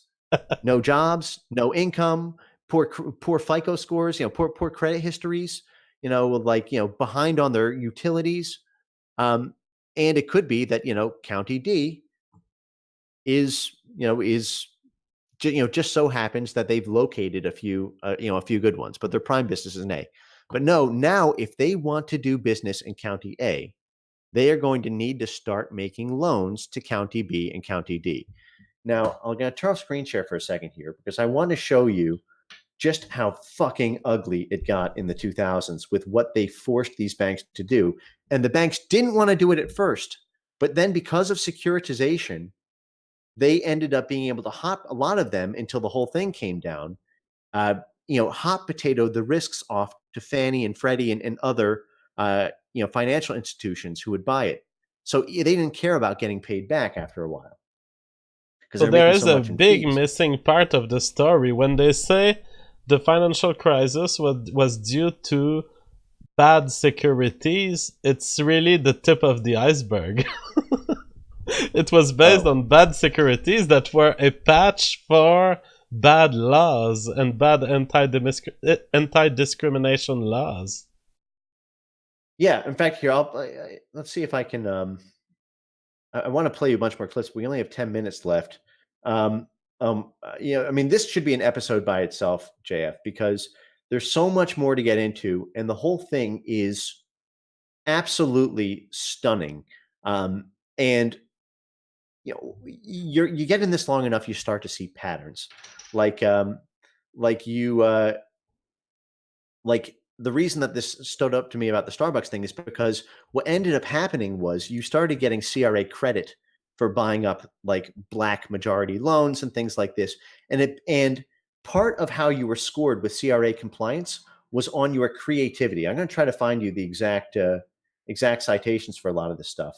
But you were scored on your creativity, like on how creative you could get to make sure that there were that your sense uh, that you were serving County B, even though they were terrible credit risks. But Yeah. this is massive, massive, massive, affirmative action here on with respect to real estate and lending. Now, there are there's a great article here actually that I'll just pull it up on my own screen. So we will keep the subject separate for the real estate for another stream. However, there's an important question that I want us to address within the last 10 minutes. That I see the parallels between the real estate situation that you show us and the Starbucks stories. It's the strong arm of the state first being used for anti-discrimination laws, and it leads agents within the economy to do irrational decisions. Now I wonder what will happen with Starbucks. Will there be the equivalent of a bubble due to these actions being irrational? Will it build up and will it make Starbucks fail? Or is Starbucks intelligent enough to not have its own bubble like this? Well, remember that was what was so interesting about them shutting down 150 stores. That they announced that they are going to start moving into more suburban and rural areas, and that in 2019 they're shutting down 150 stores. They've declared that the urban doing business in these urban areas has been less and less profitable for them because of the regulatory approvals and zoning and other kinds of local regulations. So, there is a very interesting. I mean, they literally said that, JF. I mean, that's a pretty solid like confirmation on the fact that right, everything it starts as a cause, becomes a business, and it degenerates into a racket. We are very clearly in the racket phase of this, but it could be that it's not until really the past year or so that it's finally these institutions are now so powerful that Starbucks uh, might not be able to do the same tricks to dominate those neighborhoods. Does that make sense? Yeah, absolutely. So Starbucks would be smarter than the banks were as far as how it approaches these irrational environments. Yeah, although Starbucks is not subject to the same sorts of systemic risks because it's such low dollar stuff. They're like these are not trillions of dollars in loan and securitized loans. This is $4 coffee and $1 million real estate, which they can just flip the moment they Yeah. need to get out of town. So I don't think Starbucks is. I actually think Starbucks. I listened to a recent talk by Howard Schultz on what his vision for the future is on things, and I actually think that um, if they can make the transition into uh, if they can make a soft transition, they actually may be extraordinarily well positioned as a because I'm big on like futurist technology and like virtual reality and augmented reality and shit like that. I do think that's going to totally change the world. And I think that what Starbucks is sort of building to is the ability to have like a public third place in wealthy parts of town where you can kind of stay for free, but there's all sorts of shit like that you can do there that could monetize space. I mean, they have 15,000 stores worldwide. They're getting into China, and their big growth plan is China, not the inner city. And it could be that a lot of this is cyclical. Like often, Starbucks moves in right after a crash, like right when the early stages of gentrification set in. Like they're not dumb. They coordinate with the real estate developers. That's why it's such a political business, the developer Democrat complex. It's also why they're all lefties. But I mean, there's a reason Howard Schultz might be running for president. Like, this is a highly connected relationship business where who you know and who owes you favors and who you can do favors to is a huge part of regulatory compliance and competitive strategy. And I do think that, especially, there's always going to be a need for poor Black and Hispanic communities to need white and Jewish money.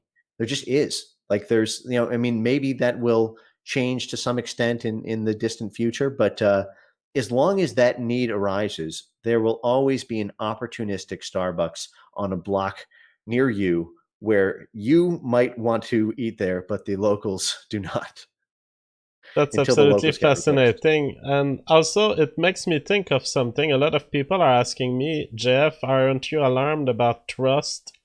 Um, trust, antitrust law. As a libertarian, I'm not so much for antitrust law, and I don't mind that much about trust. And however disgusting the system you demonstrate to us today is, I will say this is why a big company accumulating money is not so dangerous, even in a libertarian order. It's because there are people who are willing to take chunks at these big companies in all sorts of various ways. There are people who specialize in draining money out of these companies. And I believe that what Frame Game has been describing for this three-part series is it's the people at the bottom draining money in all sorts of ways from big companies, and big companies accepting to do it because they want to play the game, because they feel they can have a winning end. And not just that, it has gone from being just like it was in the financial crisis. It has gone from being something that they did at first grudgingly and then happily, because what it does is it keeps competitors out. Absolutely. Like because what it means is that if you're a small business and you want to set up a coffee shop, in a local gentrifying neighborhood that where Starbucks owns the local city council, then you need big bucks to pay off the local city council to make sure that you can, the exclusivity clauses are banned in that zoning area. Or, I mean, when you combine the real estate strategy with the exclusivity strategy, it makes the whole thing very ugly. I did, since we have a few more minutes, can I just show like some citations real quick for some of the things that I talked about? We will conclude on your citations. Okay. I will read a few super chats before we get to it. Secret Genius says, good to see you guys after a month. Sargon has uploaded the Manhattan panel where someone asked him about FGR. You can find it on Sargon's channel. I'll go check out because I don't know what Sargon thinks about you. Have you watched this video? No, I haven't seen it. All right, so let's I've been have a look sort at of, it tonight. yeah. And Fernando Covet says, Brazilification? No! Otaku says, I'll give you some money, but I won't lend you anymore. Well, I'm totally fine with the money giving. I think I'm turned off from loans based on what Frame Game told us today. Tara H says, I worked at Starbucks for a short period of time. It was a lamentable experience. Starbucks puts politics, diversity over all. Love the show, JF and Frame Game. Well, thank you. Frame Game, do you have anything to say in conclusion? I have a few things. I wanted to hit you with a massive white pill about this stuff, but I think I'm going to save it for next week. Could we do a CRA thing next week? I honestly think you and I could create a couple hour overview that will, that is just extremely powerful because of how big of an issue that the 2008 financial crisis was, how fresh it still is in the minds of these sort of cultural. Well, definitely zeitgeist. That's a good subject for next week because I was not at all aware of this reality, and you just opened my eyes with this. When people say subprimes were the problem, the securities were bad, the incentives were bad, why don't you say it? It was a racial issue. We've tried to impose something on another race based on standards that have been established for other people, and the other race was not able to pay as much. That's what happened. Yeah, and the shame about it all, again, because at the end of the day, I actually, I am sort of a heart-right guy, and I do believe that, treating everybody equally. It's just disparate impact is the enemy of the people. And the thing is, when you stop thinking about things in terms of merit and you stop thinking about things in terms of who they are and what they've accomplished with their life, and they just become a racial statistic, that is a losing game every time. And maybe next week we'll explore that in more detail. But it's 10 o'clock, and thank you very much, JF. Thank you to the audience, and we'll talk very soon. Thanks to you, and everyone, go see Alze's channel. He will be starting a debate very soon, and as far as I'm concerned, I will be on Dave Martel's podcast at midnight. Bye-bye.